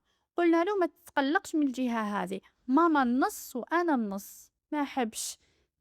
خوالي هذه هي طبيعتهم. بصح انا لقيت الحل. غدوة من ذاك رحت لمرت خالي انا وماما، قلنا لها شوفي كيفاش تقنعيه باللي تبيعي حاجة من ذهبك، بصح انتي ما تبيعي ما والو، حنا نمدولك الدراهم. قالت بلي راهو هو حاب يروح، وخطرة داروا في الخدمة القرعة وما خرجش وقعد يتحسر. قلنا لها مالا ديري واش قلنا لك وخلاص. بصح كي مدينا لها الدراهم قالت لنا بالسيف تديو السنسلة. ديناها، بصح قلت لماما خبيها لها، نديروها لها كادو في عرس بنتها. وبدينا نحضروا في رواحنا للعمرة، شرينا كلش كامل الصوالح ووجدنا كل حاجة، ريزارفينا درنا كلش. من بعد قلت لماما كيفاش نروحوا للعمرة وحنا الولاد مازالهم ماشي مسجلين باسماوات والديهم الحقيقيين. عيطت لندى، قلت لها شوفي ما كان له تصعبيها لي، ما رانيش حابه نروح للعمرة وانا ما درتش الخطوه هذه. قالت لي اجراءات كبيره. قلت لها لا كبيره لا والو، انتي برك تصعبي فيها عليا، قادره بالمعرفه تفريها لي. قالت لي المشكل راهو في بابا. قلت لها هذاك الطماع بالك كيما تتمه نقدروا نقنعوه، راني نحاول ونشوف. من بعد قلت لها علاه ما تروحيش نتيا ورايان وتحكوا معاه خير؟ قالت لي نشوفه. زدت عيطت لرايان، قالت لي راني كيما نخدمش نجي. 3 ايام وجاو وراحوا عند باباهم، شويه ونشوفهم دخلوا ومعاهم باباهم. انا انخلعت، قلت هذا له جاي ليا، بقيت غير نشوف. من بعد دخل طول رياح وبداو يحكيو معاه بالعقل. بصح هو قال عندي شرط وننطق أنا، قلت له: "إذا مازالك برك طامع في رزقي منذك نقول لك لا لا، ما رجعش عليا." قال لماما، قال لها: "أنا ضُك بابا قاعد وحده كي ماتت يما، وأنا ساعات نروح لتونس ونطول شوية خاطرش مرتو التونسية ما حبتش تقعد له هنا." قال لنا: "همالا تهلاو لي في بابا وفي الدار، يعني يا تروحوا لعندهم يا يجيو لعندكم."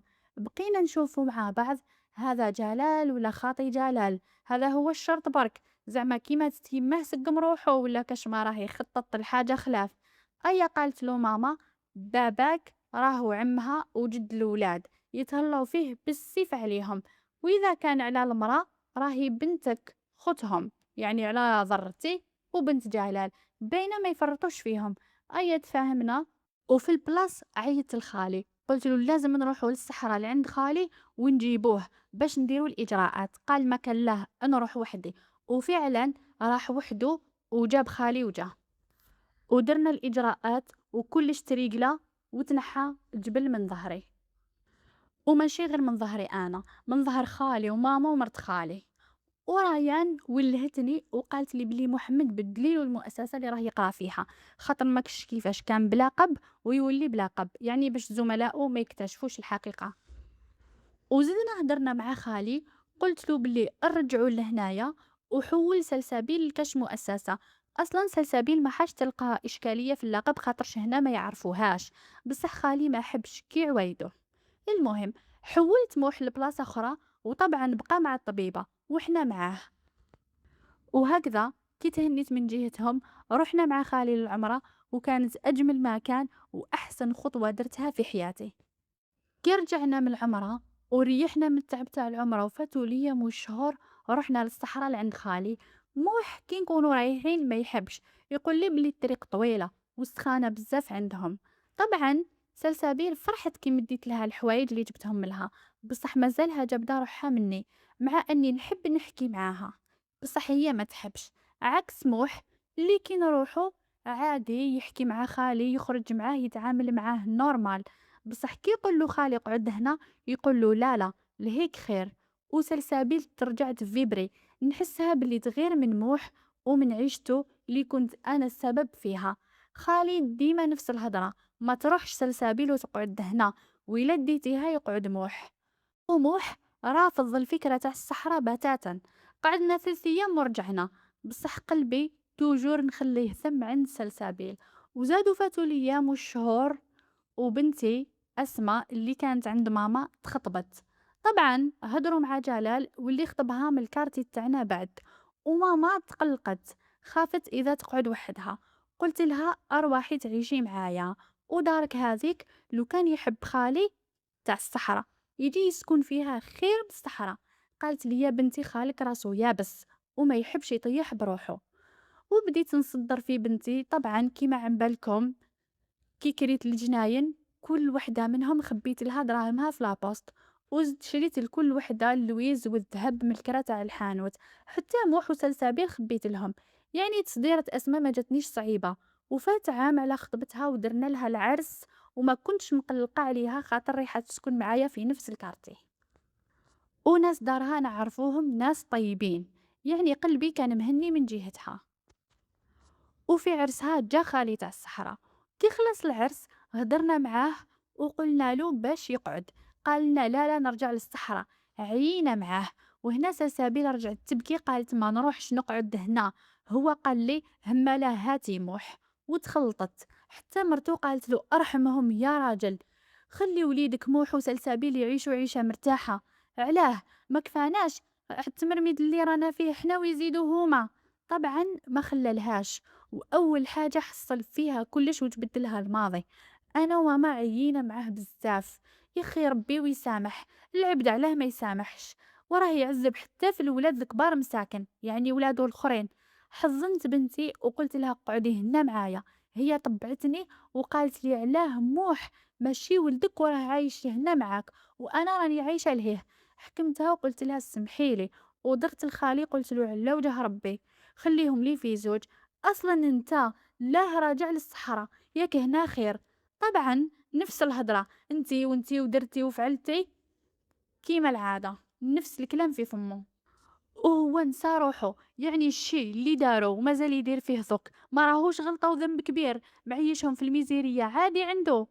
المهم راحوا، كي راحوا وجازت هاد الضربة ماما قالت لي اعطيني وحدة من البنات تقعد معايا في داري باش ما نبقاش وحدي. قلت لها علاه عليك، اروحي قعدي معايا وخلاص. وفعلا رجعت معايا. هكا خير، كي تكون على عيني خير. مريحين كيف كيف نتوانسو انا وياها. وزادوا فاتوا الايام والشهور والعوام حتى نلقى التليفون الفيكسي صوني. هزيت نلقى مرت خالي كانت تهدر وتنهج. قلت لها خير، وش بيك؟ قالت لي ارواحوا لخالكم راهو مريض في حالة. قلت لها وش به؟ قالت لي راهو الزلق منين دار لوبيراسيون، وراهو حاكم الفراش وذوك عنده شهر، والدواء اللي عطاوهولو ما فادوش وهو ما راهوش حاب يرجع ويجي لتما. قلت لها دوك بعد نعيط لخالي الاخر ما تقلقيش روحك ونجو. هي كوبات وانا عيطت لخالي مسكين ديما مقلقينه معانا. عيطت له حكيت له قلت له غدوه نروحو ما فيهاش. قال لي ايه. ودا يومين من الخدمه كونجي وما حبش يدينا معاه، راح غير هو وجارنا اللي عنده. جارنا عنده بوس باش يقدروا يجيبوا قشهم ويليموا فيه قشهم ويجوا. المهم راحوا وجابوه، كان في حالة، داوه ديريكت للطبيب تاع العظم. قال لهم لو كان زاد شوية يحكم الفراش طول ولازم له اوبيراسيون واحدة اخرى. خالي ديما يخشن في راسه، ما نديرش وما نروحش. قال له خالي هذه بيني وبينك، لو كان ما تديرش ما تعرفني ما نعرفك. أيا تحتمت عليه ودار لوبيراسيون برك في الجزائر. وقعد في السبيطار شهر وخرجناه طول لدارنا يعني لدار ماما. تهلينا فيه وفي ولادو وفي مرتو. وماما فرحت بزاف كي نجحت له العملية وكي قبل يقعد في دارها. بصح هو ديما ديما ويعاود هذيك الهضرة تاع نرجع للصحراء. وسلسابيل سان فرحت. يا بعدا كي قلت لها خلاص ذوك تقعدي هنايا، طلع لها المورال وبديت لها في الجلسات مع الطبيبة. وولد خالي الكبير يعني اللي كان في الصحراء كمل قرايته في الجامعة وما لقاش خدمة، عوام وهو يخدم برك هكاك. عيطت لرايان بنتي راجلها واصل شوية. قلت لها وليد خالك متخرج وراه بلا خدمة، قولي لراجلك يدبر له خدمة. وفعلا الدنيا معارف وكتاف، دبر له خدمة ورجع خدام بشهريته ويساهم في المصروف تاع الدار. وقرايته ما راحتش هكاك باطل. والطفل الثاني قاجة، والطفلة الثالثة راهي تقرا. يعني خالي كان عنده 3 ذراري وسلسابيل، وماما متهلية فيهم. وسلسابيل صح تعبت معاها لأنها حقدت على موح كي راه عايش هنا في الخير وهي كانت في الميزيرية. وحاولت الماكسيموم نعوضها على سنين الحرمان اللي ما عشتوش معايا.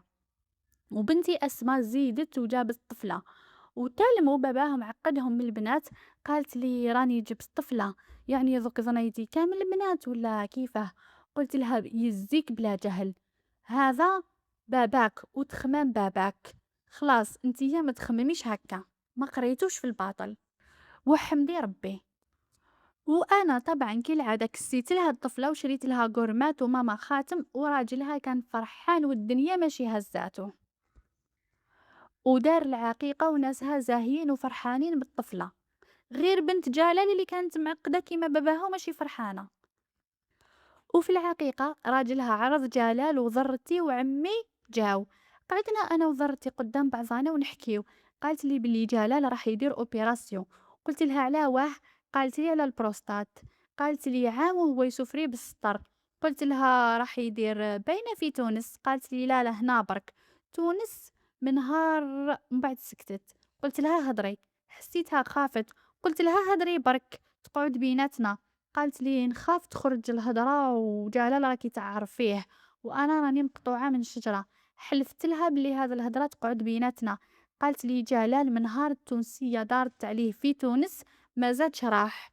قلت لها كيفاه؟ قالت لي هي ما حبتش تقعد هنا، ولدت برك وقالت له نقعد في تونس خير. هو رجع ساعة لتم وساعة هنا. قالت له ندير مشروع لسم حانوت تاع قش، دعمها بصح لا فايدة لا راس المال. وين يروح تلقى له سبة وتطلب بزاف الدراهم على جال بنتها. خطرة قالت له مد لي الدراهم.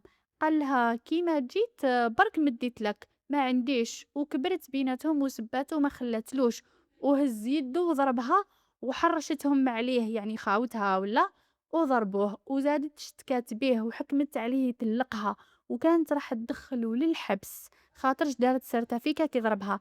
قلت لها كيفاش حتى عرفتي؟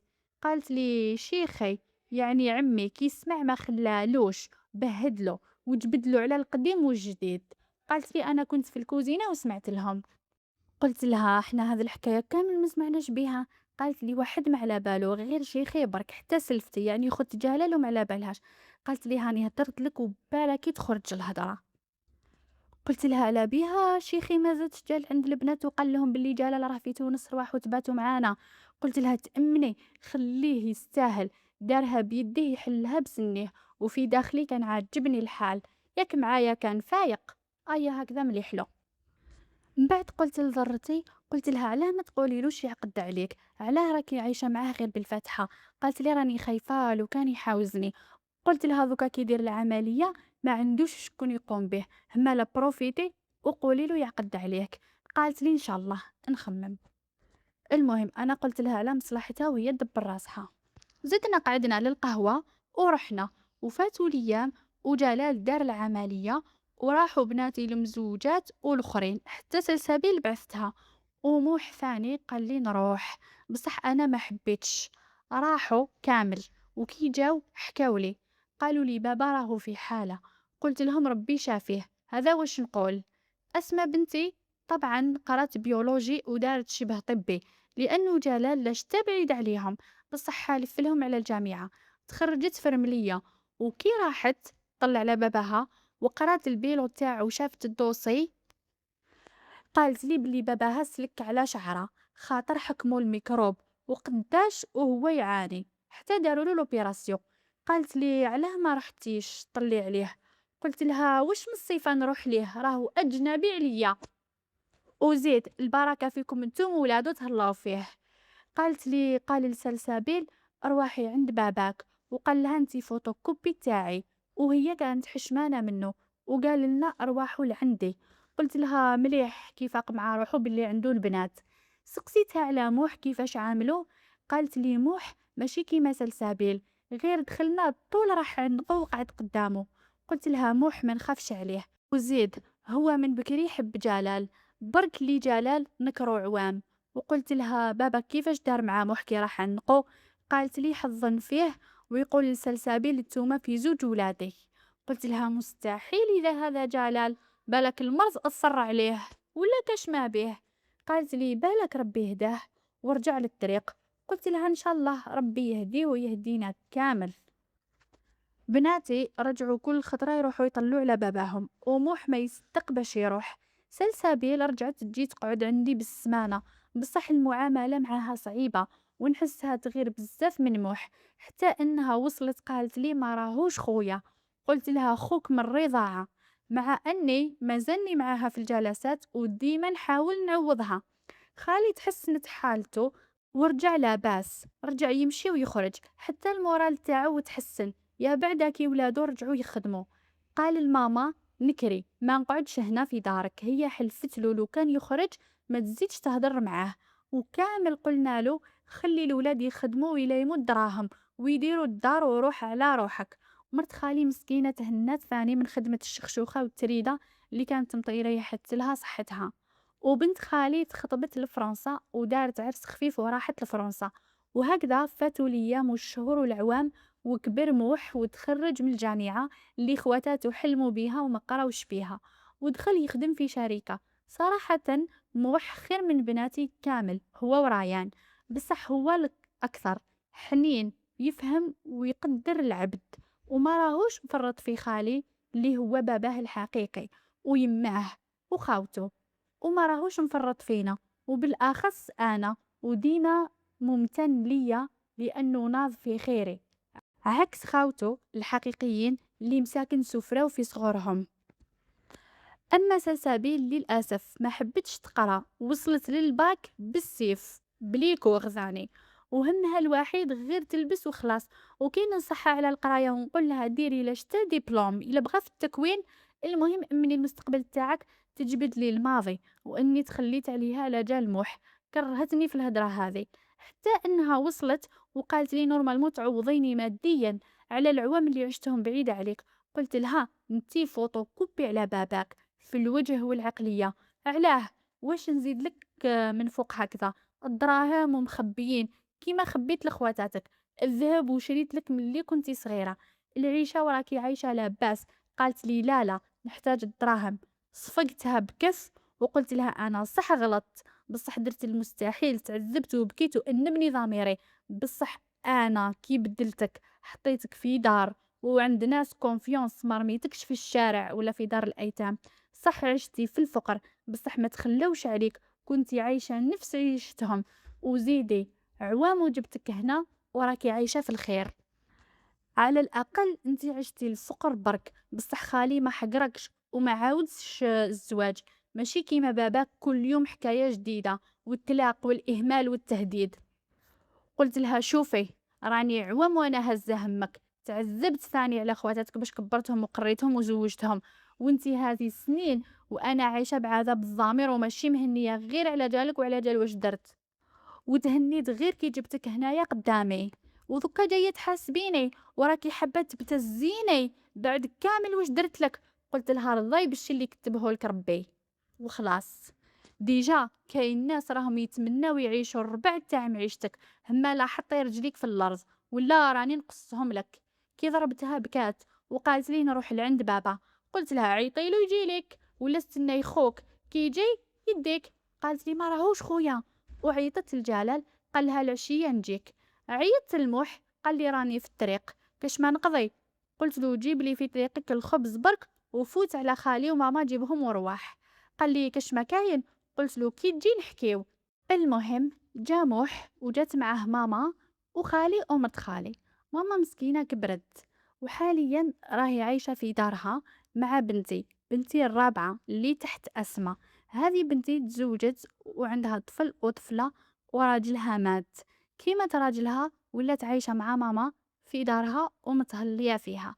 المهم كي جاو حكيت لهم كلش وقلت لهم شوفوا وش راهي تقول سلسابيل وش راهي تدير. ناضت ليها ماما بهدلتها. ومن بعد قال لها خالي حنا ما ربيناكش هكذايا. ايه بالمناسبة خالي ناض من دار ماما باسكو عطاولو السكنة في السوسيال. قلت لكم قال لها باللي حنايا ما ربيناكش هكذا. قال لها وش خصك، سوا بكري سوا ذكا ياك كنتي مع خاوتك كيما عاشوا عشتي معاهم، وهاو فرج ربي وراكي لاباس عليك.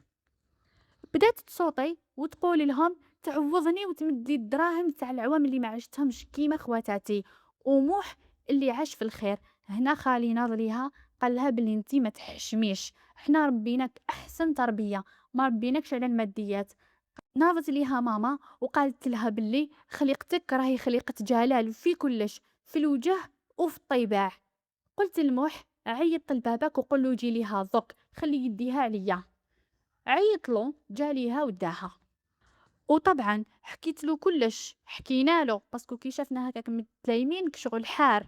هيا قلت له بلي راهي باغيه الدراهم وكلش كامل واش صرا حكينا له اداها وراح. وطبعا جلال ما رجعش كيما بكري، الحاصل دراهمو كاع راحوا، مام هذاك البولاي اللي تنازلت له عليه وخسر فيه. وماما وخالي ومرت خالي تعشاو وراحوا، اداهم موح ووصلهم بالطوموبيل تاعو. وكي رجع موح قال لي بلي ما تقلقيش روحك وطلبي لها الهدايه. بعد قال لي بلي واش رايك لو كان تروحي للعمره راهم دايرين لنا في الشركه. قلت له لا لا، انا رحت، ابعث يماك وباباك الحقيقيين. وفعلا راحوا خالي ومرتو للعمره وفرحوا بزاف. وكي رجعوا من العمره طبعا داروا عرضه ورحنا وجاو بناتي المزوجات. ريان بنتي قالت لي بلي ديت كونجي وجيت نقعد يامات عييت من الخدمه وتوحشتكم، ووليداتها كبروا. اما نادا ديما خدامه وتهمبر برا وفي الدار، واللي يشوفها يقول بلي ما تخدمش، ما لبستها مسقمه، ما مستكيه روحها، ما والو. عكس ريان مستكيه روحها ولابسه وعادله بيها بولادها.